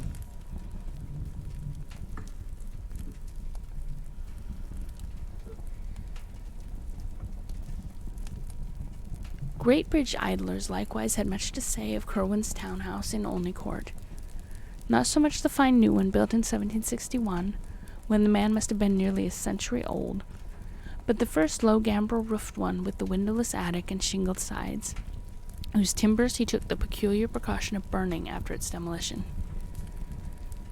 Here there was less mystery, which is true, but the hours at which lights were seen, the secretiveness of the two swarthy foreigners who comprised the only men-servants, the hideous, indistinct mumblings of the incredibly aged French housekeeper, the large amounts of food seen to enter a door within which only 4 persons lived, and the quality of certain voices often heard in muffled conversation at highly unseasonable times, all combined with what was known of the Pawtuxet farm to give the place a bad name. In choicer circles, too, the Kerwin home was by no means undiscussed, for as the newcomer had gradually worked into the church and trading life of the town, He had naturally made acquaintances of the better sort, whose company and conversation he was well fitted by education to enjoy. His birth was known to be good, since the Curwens or Corwins of Ceylon needed no introduction in New England. It developed that Joseph Curwen had traveled much in very early life, living for a time in England and making at least 2 voyages to the Orient, and his speech, when he deigned to use it, was that of a learned and cultivated Englishman. But for some reason or other, Curwen did not care for society. Whilst never actually rebuffing a visitor, he always reared such a wall of reserve that few could think of anything to say to him which would not sound insane. There seemed to lurk in his bearing some cryptic, sardonic arrogance, as if he had come to find all human beings dull through having moved among stranger and more potent entities. When Dr. Chuckley, the famous wit, came from Boston in 1738 to be rector of King's Church, he did not neglect calling on one of whom he soon heard so much, but left in a short while because of some sinister undercurrent he detected in his host's discourse. Charles Ward told his father, when they discussed Curwen one winter evening, that he would give much to learn what the mysterious old man had said to the sprightly cleric, but that all diarists agree concerning Dr. Chuckley's reluctance to repeat anything he had heard. The good man had been hideously shocked, and could never recall Joseph Curwen without a visible loss of the gay urbanity for which he was famed. More definite, however, was the reason why another man of taste and breeding, avoided the haughty hermit. In 1746, Mr. John Merritt, an elderly English gentleman of literary and scientific learnings, came from Newport to the town which was so rapidly overtaking in its standing, and built a fine country seat on the Neck in what is now the heart of the best residence section. He lived in considerable style and comfort, keeping the first coach and liveried servants in town, and taking great pride in his telescope, his microscope, and his well-chosen library of English and Latin books. Hearing of Curwen as the owner of the best library in Providence, Mr. Merritt early paid him a call, and was more cordially received than most other callers at the house had been. His admiration for his host's ample shelves, which besides the Greek, Latin, and English classics were equipped with a remarkable battery of philosophical, mathematical, and scientific works, included Pericles, Agricola, Van Helmont, Sylvius, Glauber, Boyle, Boerhaave, Becher, and Stahl, led Curwen to suggest a visit to the farmhouse and laboratory, whither he had never invited anyone before, and the two drove out at once in Mr. Merritt's coach. Mr. Merritt always confessed to seeing nothing really horrible at the farmhouse, but maintained that the titles of the books in the special library of thaumaturgical, alchemical, and theological subjects, which Curwen kept in a front room, were alone sufficient to inspire him with a lasting loathing. Perhaps, however, the facial expression of the owner in exhibiting them contributed much of the prejudice. The bizarre collection, besides a host of standard works which Mr. Merritt was not too alarmed to envy, embraced nearly all of the Kabbalists, demonologists, and magicians known to man, was a treasure house of lore in the doubtful realms of alchemy and astrology. Hermes Trismegistus, in Mesnard's edition, the Turba Philosophorum, Geber's Liber Investigations, an Artifice Key of Wisdom, all were there, with the Kabbalistic Zohar, Peter Jammy's set of Albertus Magnus Raymond's Lully's Ars Magna et Ultima in Zettner's edition, Roger Bacon's Thesaurus Chemicus, Flude's Clavadis Archimede, and Trimethius de Lapide Philosophico crowded them close. Medieval Jews and Arabs were represented in profusion, and Mr. Merritt turned pale when, upon taking down a fine volume conspicuously labeled as the Kanun-i-Islam, he found it was in truth the forbidden I can say this word. Necronomicon of the mad Arab Abdullah al-Hazid, of which he had heard such monstrous things whispered some years previously after the exposure of nameless rites of the strange little fishing village of Kingsport in the province of the Massachusetts Bay. But oddly enough, the worthy gentleman owed himself most impalpably disquieted by a mere minor detail.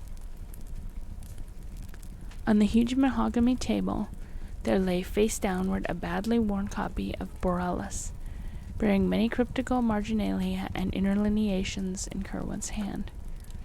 The book was open at about its middle, and one paragraph displayed such thick and tremulous pen strokes beneath the lines of mystic black letters that the visitor could not resist scanning it through. Whether it was the nature of the passage underscored, or the feverish heaviness of the strokes which formed the underscoring, he could not tell, but something in that combination affected him very badly and very particularly. He recalled it to the end of his days, writing it down from memory in his diary, and once trying to recite it to his close friend Dr. Chuckley, till he saw how greatly it disturbed the urbane rector. It read,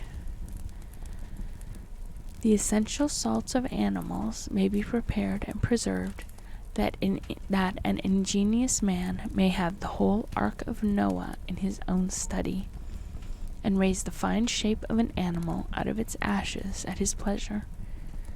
And by the like method from the essential salts of human dust, a philosopher may, without any criminal necromancy, call up the shape of any dead ancestor from the dust whereunto his body has been incinerated."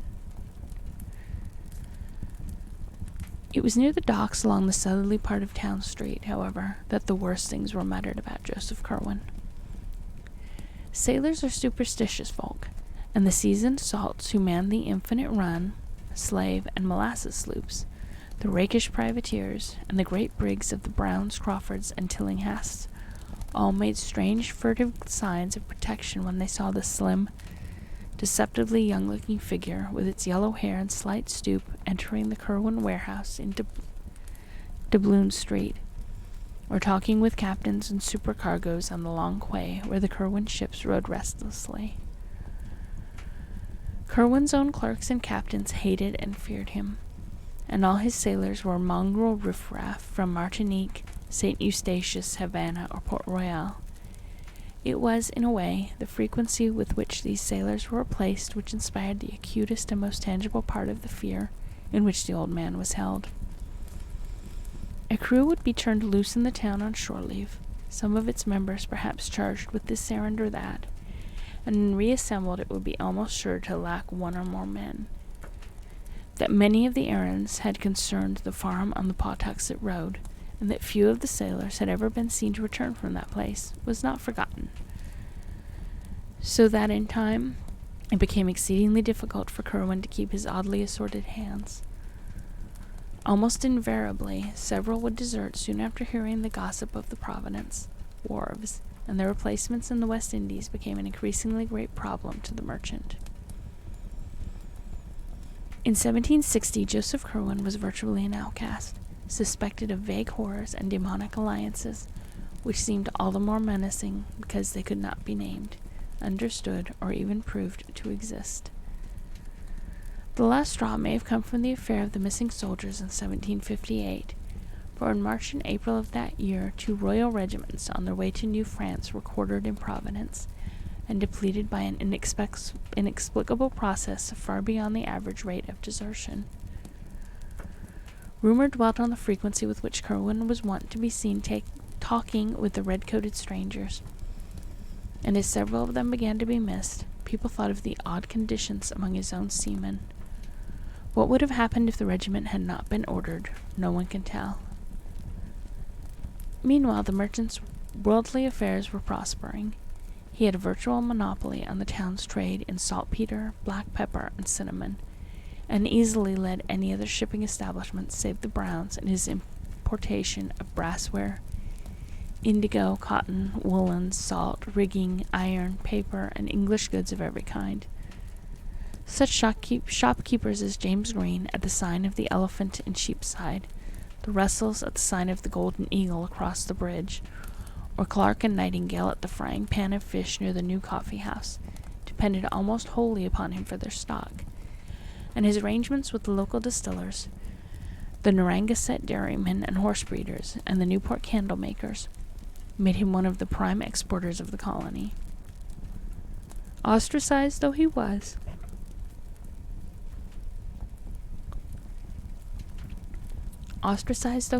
he did not lack for civic spirit of a sort. When the colony house burned down, he subscribed handsomely to the lotteries by which the new brick one, still standing at the head of the parade in its old main street, was built in 1761. In that same year, too, he helped rebuild the great bridge after the October gale. He replaced many of the books of the public library consumed in the colony house fire, and bought heavily in the lottery that gave the muddy market parade and deep-rutted town street their pavement of great round stones, with a brick footwalk or cossie in the middle. Around this time also he built the plain but excellent new house whose doorway is still such a triumph of carving. When the Whitefield adherents broke off from Dr. Cotton's Hill Church in 1743 and founded Deacon Snow's church across the bridge, Corwin had gone with them, though his zeal and attendance soon abated. Now, however, he cultivated piety once more, as if to dispel the shadow which had thrown him into isolation, and would soon begin to wreck his business fortunes if not sharply checked. And I think there is where I'm going to have to end it, because I am having trouble reading the words, and I keep yawning. You don't want to listen to me yawn while I read, because then that will make you yawn, and that is not a good thing. So I'm going to bookmark this and save it where I left off. We will pick up with part 2 of chapter 2 of the case of Charles Dexter Ward, hopefully tomorrow. I'm certainly going to try to stream. I might be streaming early. Oh, you are most welcome for the stories. Oh, no, I can't stop yawning. There is a Discord. We chat there. You can suggest other stories. I also post all of the streams to my YouTube channel. I don't have a link for my YouTube channel because why would I do that? Let me grab a link though.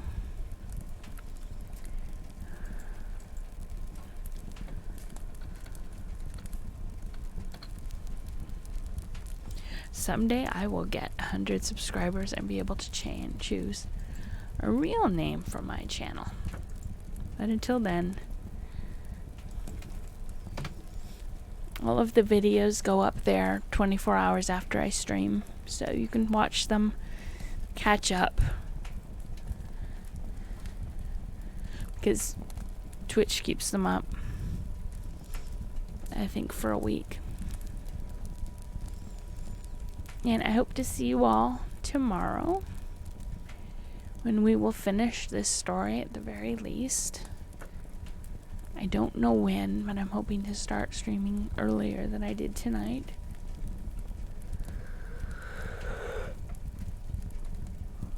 Caffeine no longer works for me. I am in trouble.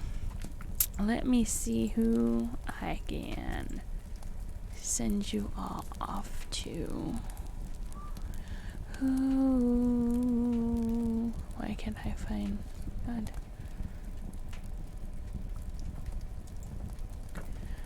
Who is online? Sand Experiment. Anna is online doing art. Or the pigeons. Do you guys have a preference? Do you want pigeons or do you want art?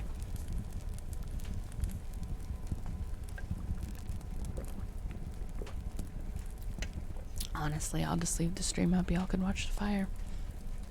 That works too. I will just whisper nonsense to you all. Some night, that's what I'm gonna do. I'm just gonna do an ASMR stream. And I'll just whisper softly. Y'all probably can't even hear me under the fire anyway. I think we will go and we will visit Anna. Because Anna is pretty cool. So, thank you for joining. Thank you for the donation and for the bits. I had a great time reading these stories. Tomorrow I will not fall asleep on you.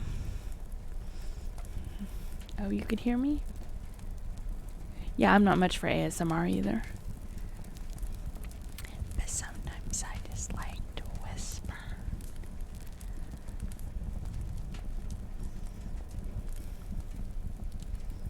Anyway, have a good night all. Go say hi to Anna. Take care.